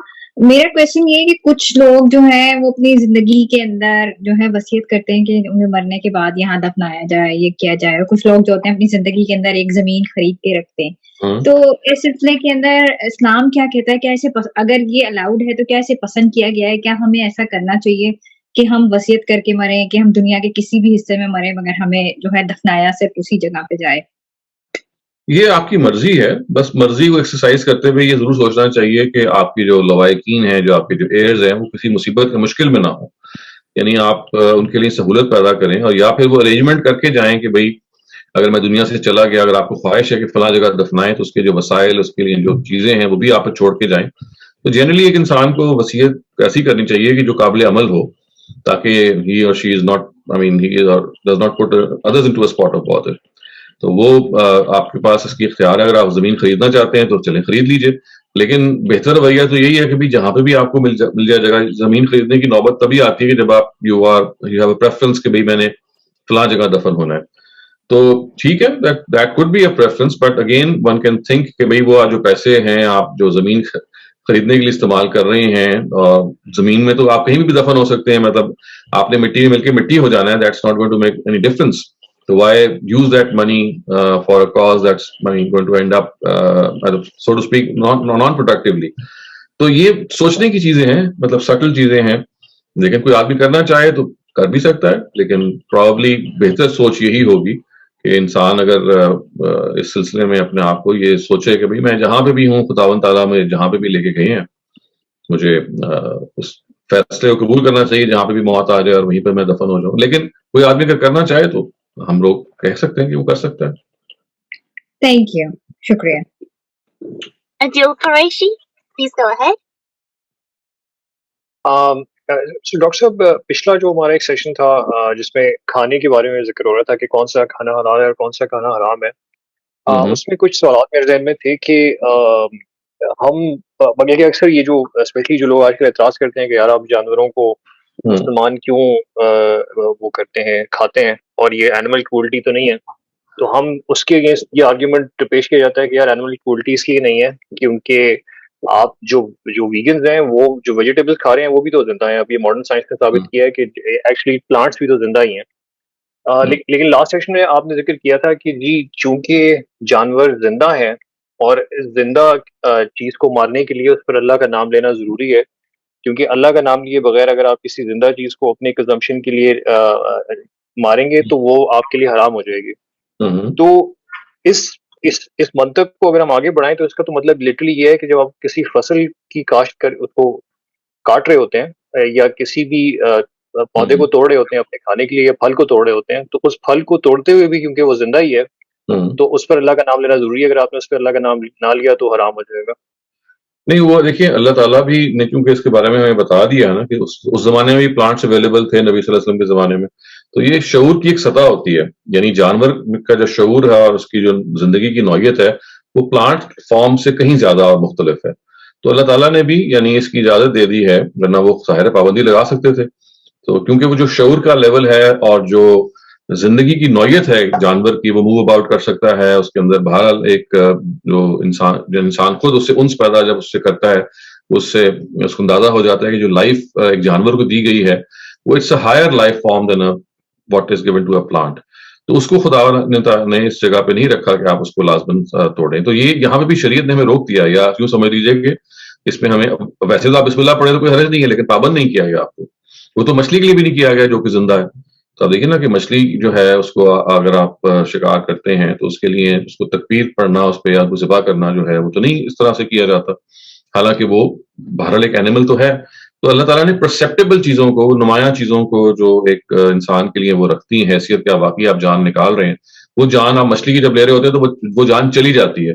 وہاں باعث ضرور بنتے ہیں لیکن وہ براہ راست نہیں باعث بنتے. جانور کو آپ براہ راست بنتے ہیں جب آپ اس کو ذبح کرتے ہیں. تو یہ خدا کی طرف سے جو ہے وہ چھوٹ ہے جو دی گئی ہے. ایک چیز اور جو آپ نے پچھلے سوال کی میں چاہ رہا تھا وہ بھی آپ کو ایکسپلین کر دوں. یہ نماز جمع کرنے کا جو اصل ہے, یہ ذہن میں رکھیے نا کہ جہاں پہ یہ آیا ہے کہ ان الصلاۃ کانت علی المؤمنین کتابا موقوتا, وہاں سے نبی صلی اللہ علیہ وسلم نے بڑا لطیف استدلال کیا ہے کہ نمازیں جو ہیں وہ جب جمع کی جاتی ہیں تو وہ اپنے ٹائم پہ جب پڑھی جاتی ہیں تو وہ ضروری ہے کہ اس وقت پڑھی جائیں کہ جب انسان کے پاس فراغ میسر ہو. تو یہ وہ جو اوریجنل اجتہاد ہے اصل میں وہ نبی صلی اللہ علیہ وسلم کا شروع سے ہی ہے, یعنی ایکسٹینشن صرف نہیں ہے, بلکہ یہ بات کہ نماز جمع کی جائے یہ قرآن کا موضوع نہیں ہے. یہ اصل میں نبی صلی اللہ علیہ وسلم کا کیا ہوا اجتہاد ہے, جہاں پہ یہ کہا گیا نا کہ آپ فَإِذَا اطْمَأْنَنْتُمْ فَأَقِيمُوا الصَّلَاةَ, یعنی جب آپ کو امن نصیب ہو جائے, اطمینان نصیب ہو جائے تو آپ نماز پوری پڑھیں. اس لیے کہ پوری نماز پڑھنا جو ہے وہ اہل ایمان کے لیے وقت پر پڑھنا فرض ہے. تو آپ نے اصل میں تخفیف سے استدلال کیا. تو میں صرف چاہ رہا تھا کہ وہ پچھلی بات کو تھوڑا سا ایکسپلین کر دوں, لیکن جو آپ کا جو کرنٹ سوال ہے اس کا جواب یہی ہے کہ جہاں پہ اللہ تعالیٰ نے ہمیں کہہ دیا ہے وہاں پہ ہم رک جائیں گے, اور وہ صرف جانور ہی کی جان لینے کا ہے. Adila said, please go ahead. کل ہم باہر تھے گھر سے, مغرب کی نماز مجھے گاڑی میں پڑھنی پڑی, تو میں پریفر کرتی ہوں کہ وقت پہ نماز پڑھوں. لیکن کل ہی میں نے یہ بھی سنا کہ کھڑے ہو کے نماز پڑھنی چاہیے, بیٹھ کے نماز نہیں ہوتی. تو کیا بہتر ہے؟ یہ بہتر تھا کہ میں گھر آ کے مغرب اور عشاء سکون سے پڑھتی, کیونکہ گھر آتی پڑھی, لیکن میں چاہ رہی تھی دونوں آپشنز ہیں. لیکن اگر آپ بعض دفعہ آپ کو محسوس ہوتا ہے کہ وہ گھر جا کے بوجھ ہو جائے گا اکٹھا کرنا, تو اگر آپ اس موقع پہ بیٹھ کے نماز پڑھ لیتے ہیں تو یہ وقت پہ نماز پڑھنا بلکہ زیادہ اہم ہے. یعنی جمع کرنا تو تب ہمیں چاہیے کہ جب آپ کو پتا ہو کہ وقت پہ نماز پڑھنے ذرا مشکل ہے. اگر آپ گاڑی میں بھی ہیں اور وہ وقت پہ نماز ہے, اور وہ گاڑی میں ضروری نہیں کہ آپ قبلہ رو ہوں, ضروری نہیں کہ آپ کھڑی ہوں, اگر آپ بیٹھ کے پڑھ لیتی ہیں تو آپ کو اصل میں نماز کم سے کم اس کے اپنے وقت پہ نصیب ہو جائے گی. تو اس کی ایک درجے میں اہمیت ہے. تو میں تو یہ پریفر کرتا ہوں کہ نماز اگر وقت ہو گیا ہے, اور اگرچہ آپ کے پاس آپشن بھی ہے کہ آپ گھر جا کے جمع کر لیں, تو اٹ از آلویز گڈ یا better, I do feel better کہ میں اس وقت پڑھ لوں, کیونکہ it's like catching the prayer in the time that it was prescribed. جی سر, میں تو یہی سمجھتی ہوں, لیکن پھر میں نے یہ بھی سنا کہ کسی اور کی ترجیح ہو سکتی ہے. دیکھیں یہ لطافت اس میں ہے, کوئی آدمی یہ کہہ سکتا ہے کہ بھی میں گاڑی میں ڈسکمفرٹ ہے مجھے اور میں پراپر نہیں توجہ دوں گا, تو میں رادر گو بیک اینڈ پرے بائی کمبائننگ دی پریئرز. تو یہ دونوں آپشنز اویلیبل ہیں. نہیں سر, وہ مجھے یہ کوئی کہتا کہ بیٹھ کے نماز ہوتی نہیں, کو ان سے پوچھنا چاہیے, پھر آپ بتائیں اس کی دلیل کیا ہے. اچھا, ایک چیز ذہن میں رکھیں کہ جب بھی کوئی آپ کو کہے نا کہ ایسے نہیں ہوتا اور ایسے ہوتا ہے, تو پوچھنا چاہیے کہ آپ نے کہاں سے پڑھا ہے, یا یہ دین میں کہاں بیان ہوا ہے. ٹھیک ہے, بس ان کا اس وقت تو یہی جواب تھا کہ کوئی مطلب کوئی ایسا کوئی بیماری کی وجہ سے اگر آپ بیٹھ کے پڑھ رہے ہیں تو اور بات ہے, ورنہ اصل چیز عذر ہے. عذر بیماری بھی ہو سکتا ہے, عذر سفر بھی ہو سکتا ہے. تو دیکھیں قرآن نے تو یہ ایک اور بات کہی ہے. So Manisar, you're up next. Please go ahead. سر بالکل یہی سوال جو ابھی ہماری ایک سسٹر نے پوچھا ہے, میرے ہسبینڈ نے بھی مجھ سے اس بات پہ بہت بحث کی ہے, کیونکہ میں بھی جب گاڑی میں یا کہیں جاتی ہوں تو نماز میرا یہی پریفر کرتی ہوں کہ میں وقت پہ پڑھ لوں, تو لہٰذا میں گاڑی میں ہی پڑھ لیتی ہوں نماز. اسپیشلی مغرب تو میں ضروری پڑھ لیتی ہوں کیونکہ اس میں ٹائم بھی نہیں ہوتا. لیکن وہ مجھے کہنے لگے کہ, اور اس بات پر انہوں نے یہ دلیل دی کہ چونکہ خشوع وضو نہیں پیدا ہوتا نماز میں جب تم گاڑی میں ہوتی ہو, تو اور جبکہ نماز جو ہے وہ تو اللہ سے بات کرنے والا عمل ہوتا ہے, اور اس میں خشوع وضو بہت ضروری ہوتا ہے. تو اس لیے تم جو ہے وہ نہیں پڑھا کرو گاڑی میں نماز, نا گھر آ کے پڑھا کرو جمع کر کے. تو اب میں کنفیوز ہوں ڈاکٹر. نہیں دیکھیں قرآن تو یہ کہہ رہا ہے فرجالن او رکبانا, جب آپ اس طرح کی سچویشن میں ہو تو آپ پیدل چلتے ہوئے پڑھ سکتے ہیں, اور رکبان کا مطلب ہے سواری کرتے ہوئے, جب آپ سوار ہوتے ہیں کسی سواری پہ تب بھی آپ پڑھ سکتے ہیں. یہ تو قرآن میں کے نے ان کو یہی کہا لیکن وہ بس بہت بحث کوئی بات نہیں. دیکھیے اس معاملے میں بحث نہیں کرنی چاہیے. ان سے کہیے کہ آپ جس چیز کو صحیح سمجھتے ہیں وہ آپ اس پر عمل کیجئے, جو مجھے صحیح ہے یہ مجھے اچھی بات ہے. جی جی جی اصل ڈاکٹر میں یہ یہ بات ہے, بہت ڈسکشن کریں لیکن رائے اپنی اپنی انسان کی ہوتی ہے. جی جی سر تھینک یو جزاک اللہ. Adil Qureshi, please go ahead. اچھا سر, کھانا فرض کریں کہ ہم نے حلال طریقے سے ہی اس کو سورس کیا, یعنی میٹ کو کاٹتے وقت میں نے اس پر اللہ کا نام لیا, سو اس لحاظ سے تو حلال ہو گیا. لیکن جب میں اس کو پکا رہا تھا تو پکاتے وقت میں نے سوچا کہ آج چونکہ ایک بڑی فیمس ریلیجیس پرسنالٹی کی آئدر برتھ ڈے ہے یا ان کی ڈیتھ اینیورسری ہے, تو میں اس لیے کھانا پکا رہا ہوں کہ آج میں ان کی ڈیتھ اینیورسری منا رہا ہوں اور اس لیے میں یہ پکا کے لوگوں میں بانٹوں گا. تو کیا اب اس کھانے کے اوپر وہ حکم ہو جائے گا کہ یہ اللہ کے نام کے بغیر کیا جا رہا ہے, یا چونکہ اوریجنلی اس گوشت کو کاٹا گیا تھا یا جانور کو ذبح کیا اللہ کے نام پہ؟ یہ تو آپ نے اوکیزن کو استعمال کیا نا, یہ تو اس میں تو کوئی حرج نہیں ہے.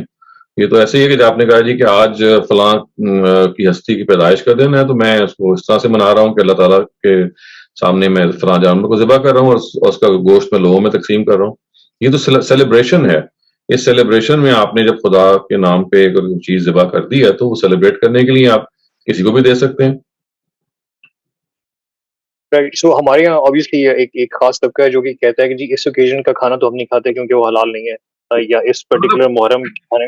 یہ ڈیپینڈ کرتا ہے نا کہ وہ جب اس کو ذبح کیا گیا تھا تو آپ نے کیا کیا تھا, خدا کے ڈیڈیکیٹ کیا تھا, اگر بسم اللہ اللہ اکبر کہا تھا اس کے بعد تو پھر اس کو یوز کرنا ہے نا کہ کدھر آپ نے کرنا ہے. تو یہ اگر وہ خدا کے لیے ذبح کیا گیا ہے تو پھر تو استعمال کیا جا سکتا ہے. اگر خدا کے لیے ذبح نہیں کیا گیا, کسی اور کو نیاز دی گئی ہے یا کسی اور کی نظر کیا گیا ہے, تو یہ وہ چیز ہے کہ جو ممنوع ہوتی ہے. تو اگر وہ کسی کے ڈیڈیکیٹڈ نہیں ہے تو پھر آپ استعمال کر سکتے ہیں. ڈیڈیکیشن کا پتہ کرنا چاہیے, آپ کے اگر معلومات ہو سکیں تو اس کے لحاظ سے کرنا چاہیے. Right sir. اچھا سر, اب بیسکلی ایک اور میرا سوال تھا, یہ چیز کہ نماز کے وقت کے بارے میں نے پہلے پوچھا تھا کہ عصر کی نماز کا وقت مثال کے طور پہ امام شافعی کے نزدیک تھوڑا جلدی شروع ہو جاتا ہے اور امام ابو حنیفہ کے نزدیک تھوڑا دیر سے شروع ہوتا ہے. تو میں نے اختیار اس رائے کو امام شافعی کی اس لیے کر لیا کیونکہ وہ میرے شیڈول میں فٹ ہوتی ہے. میں نے اس پہ غور نہیں کیا کہ امام شافعی کا استدلال کیا ہے, امام ابو حنیفہ کا استدلال کیا ہے, اور میں اس میں سے کس استدلال کو قبول کرتا ہوں. For that matter even Ghamidi صاحب کی بھی بہت ساری رائے ہمیں پتہ ہے کہ وہ تھوڑا سہولت کی طرف جاتی ہیں. تو میں نے غامدی صاحب کی بھی رائے فار انسٹنس اس لیے قبول کر لی کہ جی مجھے ان کی رائے آسان لگ رہی ہے, مجھے اس سے پرواہ نہیں ہے کہ وہ ان کا استدلال کتنا اسٹرانگ ہے. یہ اپروچ یا یہ سوچنے کا طریقہ آپ کے نزدیک کیسا ہے کہ کوئی بندہ کسی کی رائے کو صرف اس لیے قبول کر لے کہ وہ اس کو دین میں آسانی کی طرف لے جائے گی؟ نہیں, اس میں جو حکم کی نوعیت ہے وہ دیکھنی چاہیے. اگر وہ عبادات کی نوعیت ہے تو وہاں تو سہولت ہی اللہ تعالیٰ دیتے ہیں, کیونکہ اللہ تعالیٰ نے خود یہ پرنسپل بیان کر دیا کہ یرید اللہ بکم اليسر ولا یرید بکم العسر. اللہ تعالیٰ آپ کے لیے آسانی پیدا کرتے ہیں عبادات کے معاملے میں. لیکن دوسرے بعض معاملات میں اگر آپ اپنی مرضی کی چیز کو فٹ کرتے ہیں تو وہ ہو سکتا ہے کہ اصلاً ٹھیک نہ ہو. جیسے آپ دیکھیں نا, بہت ساری مثالیں دی جا سکتی ہیں. کئی لوگ یہ سمجھتے ہیں کہ غیر مسلموں سے آپ سود لے سکتے ہیں, اور بہت سارے لوگوں نے کاروبار جو ہیں وہ اسٹیبلش کیے ہوئے ہیں, وہ غیر مسلموں سے کو قرض دیتے ہیں, ان کو سود دیتے ہیں, سود کماتے ہیں. تو اب یہ کوئی آدمی اگر اس پہ کہے کہ بھئی یہ فلاں اسکالر کی تو یہ رائے ہے, فلاں اسکالر کی تو یہ رائے ہے, تو چونکہ میں نے تو اب سود دینا ہے, مطلب میں نے کاروبار کرنا ہے اور میں لوگوں سے سود کمانا ہے, تو چونکہ فلاں فلاں امام کی رائے ہے تو یہ میرے حق میں جاتی ہے. یہ اب جہاں پہ اخلاقی چیزیں آ جائیں وہاں پہ آپ کو استدلال ضرور دیکھنا چاہیے. تو اس میں نوعیت معاملہ ہے, یعنی عبادات کا جو معاملہ ہے اس میں بھی ریزنیبل حد تک تو آپ کو معلوم ہونا چاہیے کہ استدلال کی وجہ کیا ہے, کیونکہ امام شافعی اور امام ابو حنیفہ کا جو استدلال ہے وہ صرف وقت کی تعین کا ہے, ورنہ وہ اس پہ اختلاف نہیں کر رہے کہ عصر کی یہ نماز جو ہے وہ زور سے مکس ہو گئی ہے. عصر کا جو ورڈ ہے یہ عربی زبان میں ایک نون ورڈ ہے, اور عصر کی نماز خود یہ بتا رہی ہے کہ عصر کے ٹائم فرض ہے. یعنی یہ جو فجر, ظہر, عشر, مغرب, عشاء یہ عربی زبان کے الفاظ ہیں جو ٹائمنگز کے لیے بولے جاتے ہیں, دن کے متعین اوقات کے لیے بولے جاتے ہیں. تو فجر کی نماز بھی قرآن نے فکس نہیں کی گئی, بلکہ قرآن نے کہا کہ وہ فجر کا ٹائم جو پہلے سے معلوم ہے کون سا ہے اس پہ نماز پڑھنی ہے, اور عصر کا ٹائم جو پتہ ہے دنیا میں کہ عصر کیا ہوتی ہے تو اس پہ نماز پڑھنی ہے. تو اس وجہ سے اتنی تھوڑی بہت آپ معلومات حاصل کر سکتے ہیں اگر آپ چاہیں. اور عبادات میں ان جنرل اگر کوئی مشکل بھی ہو تو سہولت کی جگہ اختیار کر سکتے ہیں جیسے میں نے کہا. لیکن باقیوں میں یہ اگر آپ اپنے انٹرسٹ کی وجہ سے کر رہے ہیں تو یہ depends on what the directive is. اگر وہ ایسا ڈائریکٹیو ہے کہ جو اخلاقی لحاظ سے یا انسان کی جو دوسرے زندگی کے شعبے ہیں ان پہ اثر ڈال رہا ہے تو پھر زیادہ بہتر ہے کہ آپ دونوں کا استدلال جان کے فیصلہ کریں. سر میں اسی کو تھوڑا ایکسٹینڈ کر دوں. مثال کے طور پہ طلاق کا معاملہ مجھے ایگزیکٹلی نہیں پتا کہ طلاق کا معاملہ عبادت میں آتا ہے یا اخلاق میں آتا ہے. طلاق کے معاملے میں ہمیں پتا ہے کہ غامدی صاحب کی رائے بہت ڈفرینٹ ہے as compared to most of the other علماء. تو صرف اس وجہ سے کہ مجھے وہ رائے آسان لگ رہی ہے اور میں اپنی متعلقہ سے شادی دوبارہ کرنا چاہتا ہوں اور غامدی صاحب نے مجھے ایک راستہ دکھا دیا ہے تو میں اس لیے وہ قبول کر رہا ہوں. آئی ڈونٹ کیئر کہ ان کا استدلال کیا ہے. نہیں دیکھیں وہی والی بات ہے کہ ان کے بارے میں اگر آپ کو ایک عمومی اعتماد ہو گیا ہے کہ وہ دین کے ایک عالم ہیں اور عالم کی بہت ساری دوسری آراء آپ چیک کر چکے ہیں اور وہ جنرلی آپ کو محسوس ہوا ہے کہ آپ کے انٹلیکٹ کے مطابق ہیں تو اب یہ آپ کی سے ریکوائرمنٹ نہیں کہی جا سکتی کہ آپ ایوری سنگل رائے کو چیک کریں. ایک جنرل اعتماد ہوتا ہے کسی صاحب علم پہ. اگر وہ جنرل اعتماد آپ کسی پہ کر بیٹھے ہیں تو ان کی رائے کو استعمال کر سکتے ہیں. لیکن it also depends on the extent of your intellect as well کہ اگر آپ کس حد تک ایک چیز کو سمجھنا چاہ رہے ہیں. ایک دفعہ اگر آپ یہ کرنا چاہ رہے ہیں کہ مثلا آپ جب ان کی رائے کو ترجیح دیں گے تو ترجیح دینے کے لیے وجہ آپ کی کیا بن رہی ہے. اگر تو محض یہ بن رہی ہے کہ بھئی چونکہ اس کے نتیجے میں جیسے آپ نے کہا کہ اپنی ایکس بیوی سے دوبارہ شادی کرنا کا ایسے موقع مل جائے گا تو اگین یہ سوال پیدا ہوتا ہے کہ بھئی ایسا تو نہیں ہے کہ یہ کیونکہ شادی ایک بڑی اہم چیز ہے اور خدا نہ خواستہ میں نے غلط طریقے سے دوبارہ اس سے شادی کر لی تو اٹ کوڈ ہیو ریپرکشنز تو آئی شوڈ نو کہ بھئی میں کیا کر رہا ہوں. تو اس لیے اس میں بھی بہتر ہوتا ہے کہ اس طرح کے معاملات میں کہ جہاں آپ ایک کام کرنے جا رہے ہیں which is going to affect your life in a way that's I mean you can be right and wrong تو وہاں پہ بھی آپ اس چیز کی نوعیت کو جان لیں ایک حد تک. لیکن بہرحال ایک حد تک جب آپ کو کسی پہ اعتماد ہو جاتا ہے تو ایٹ ٹائمز آپ یہ کرتے ہیں کہ اس کی باقی رائے کو بھی لے لیتے ہیں. میں سمجھتا ہوں کہ یہ اس کا تعلق بھی کیس ٹو کیس ہی دیکھنا چاہیے. تو میں I would not give a blanket opinion کہ بھئی آپ لازمن دیکھیں لازمن نہ دیکھیں.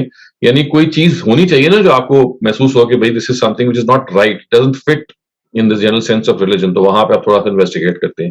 ایک وہ چیز ہوتی ہے جو آپ جنرلی سمجھتے ہیں کہ بھئی میں نے فلاں اسکالر پہ اعتماد کر لیا مودودی صاحب میں نے اعتماد کر لیا یا فلاں مفتی شفیع پہ میں نے اعتماد کر لیا ہے تو آپ I'm not going to investigate each and every opinion of his but I find it to be generally correct so I would rely on him. تو it depends on where you place yourself as well. تو اس میں اگر آپ کے اندر یہ سوچ پہلے ہی سے موجود ہے جیسے آپ بتا بھی رہے ہیں کہ بھئی میرے اندر یہ ہے خوف کہ بھئی ایسا نہ ہو کہ میں غلط کسی سے پہ کر لوں تو وہ یہ خود بخود انسان کے اندر وہ جستجو پیدا کرتی ہے کہ to one extent you would like to know کہ بھئی میں I am doing the right thing. تو اس وجہ سے اپنی جو صورتحال ہے اس کو اور صورتحال میں جو سچویشن میں دا کوسچن ایٹ ہینڈ ہے اس کو اور تیسرا دا پرسن جو جس سے آپ بات کر رہے ہیں ان تینوں ہی کے بارے میں ایک فیئر حد تک معلومات ہونی چاہیے. I can not give a very blanket opinion I would say case to case دیکھنا پڑے گا. یہ رائٹ سر. میرا آخری سوال تھوڑا ڈفرینٹ ٹاپک کے اوپر ہے بیسکلی فائنانس کے اوپر ہے. آج کل ایک کافی زیادہ پچھلے کچھ سالوں سے ایک انویسٹمنٹ ہوتی ہے جیسے ہم یوزلی کسی بانڈ میں انویسٹ کرتے تھے یا مارکیٹ میں کوئی شیئرز وغیرہ خرید کے انویسٹ کرتے تھے جس کے پیچھے ایک کمپنی یا اس کی محنت یا کوئی ایسٹس موجود ہوتے تھے ہمارے سامنے. لیکن آج کل انویسٹمنٹ شروع ہو گئی بٹ کوائن کے اندر یہ کرپٹو کرنسی اور اس طرح کی چیزوں کے اندر تو جس میں جہاں تک میری انڈرسٹینڈنگ ہے ان کی بیکنگ پہ کوئی ایکچوئل ایسٹ یا کوئی ایکچوئل کمپنی یا کارپوریشن نہیں ہے. زیادہ تر اس کی ویلیو اسپیکولیٹو ہوتی ہے. اگر پوری اچانک ہی ہزاروں لوگوں نے خریدنا شروع کر دیا تو اس کی ویلیو بڑھ جائے گی. اچانک ہی کچھ کی لوگوں نے کچھ اسٹیٹمنٹ یا کوئی بیان دے دیا اس کے خلاف تو ویلیو اچانک گر جائے گی. اب میں نے ایسے بھی لوگ دیکھے ہیں جنہوں نے اس پہ انویسٹ کر کے کروڑوں روپے بنائے ہیں اور ایسے بھی لوگ دیکھے ہیں جنہوں نے اس پہ انویسٹ کر کے کروڑوں روپے یا لاکھوں روپے گنوائے بھی ہیں. تو بٹ جنرلی اسلام کا کانسیپٹ اس طرح کے ایسٹس کے اوپر کیا ہے جو پیورلی اسپیکولیٹو ہوتے ہیں جن کے پیچھے کوئی ایکچوئل پروڈکٹیو اکنامک ایکٹیویٹی نہیں ہو رہی ہوتی بلکہ بس اسپیکولیشن ہی چل رہی ہوتی ہے. دیکھیں وہ جو اسٹاکس ہے اس میں بھی کم و بیش ایسا ہی ہو رہا ہوتا ہے. کرپٹو کرنسی میں زیادہ پروناؤنسڈ ہو جاتا ہے. تو اگر آپ اس کو یوز کریں سٹے بازی کے لیے یوز نہ کریں اور ایک عمومی طور پہ یوز کریں مطلب لائک نارمل وے جس میں you are not speculating a lot تو جیسے اسٹاکس میں اگر if you rely all of your money اور everything day and night on that then there is a chance کہ آپ رسک لے کے اپنے آپ کو گوائیں. تو یہ this is your own sweet judgment. تو وہاں پہ جیسے وہاں پہ یو آر کیئرفل انویسٹر تو کرپٹو کرنسی بھی اگر آپ اس کو ایک حد تک یوز کرتے ہیں جس میں یہ جو ہے نا ونڈ فال گینز یا بالکل ہی بینکرپسی کی طرف جانے کا امکان نہیں ہوتا. ایک یہ کہتے ہیں اپنے آپ کو لمیٹڈ طریقے سے ایکسپوز کرنا اس طرح کے معاملات میں تو جس میں کوئی مجھے حرج نہیں لگتا بالکل اسٹاکس کی طرح ہی ہے.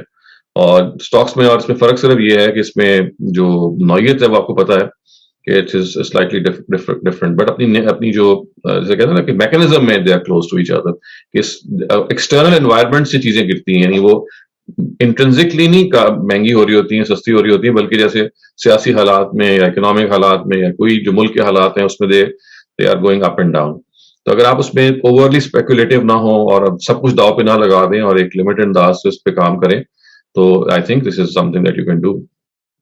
So, just to add to this, اسی کوشچن کی ایڈیشن تھی, ڈالر کو میں خرید لیتا ہوں اس وجہ سے کیونکہ مجھے پتا ہے کہ ڈالر ابھی پاکستان میں مہنگا ہونے والا ہے, اسپیکولیشن چل رہی ہے, اور میں اس مقصد کے لیے ڈالر کو خریدنا ہوں. مجھے پتا ہے وہ ڈالر پیچھے کوئی کمپنی نہیں چلا رہی ہے, وہ اٹ سیلف ایک کرنسی ہے, لیکن میں کرنسی کے اندر انویسٹ کر رہا ہوں تاکہ میں بعد میں جب یہ مہنگا ہوگا تو اس کو مہنگا بیچوں گا.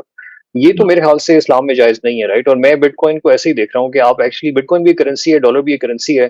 میں نے وہ صرف اس لیے خریدی ہے کہ جب وہ اسپیکولیشن سے بڑھ جائے گی مارکیٹ میں افواہ پھیلی ہوئی ہے. کیوں نہ جائے, اس کی وجہ یہ کہ آپ نے کوئی بھی چیز لے لی ہے, آپ نے زمین بھی لے سکتے ہیں, آپ گولڈ لے سکتے ہیں, آپ کرنسی لے سکتے ہیں.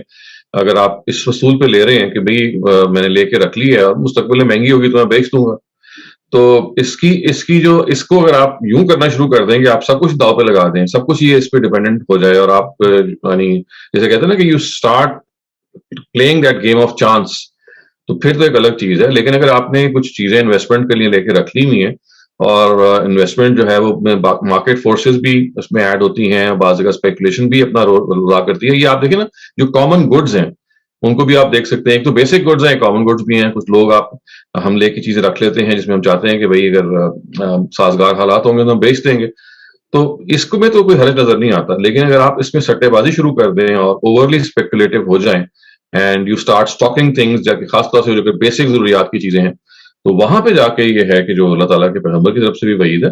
لیکن ڈالر کو خرید کے رکھ لینا یا یورو کو یا پاؤنڈ کو اس نیت سے کہ بھئی I can sell it when it becomes stronger, تو اس میں تو ایسی کوئی حرج نہیں ہے جو جس سے ہم رکیں. Thank you very much, Dr. Saleem.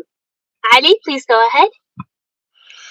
Doctor صاحب میرا سوال یہ تھا کہ وہ تھوڑا سا ٹاپک چینج کر دیا عادل نے بعد میں کرپٹو پہ.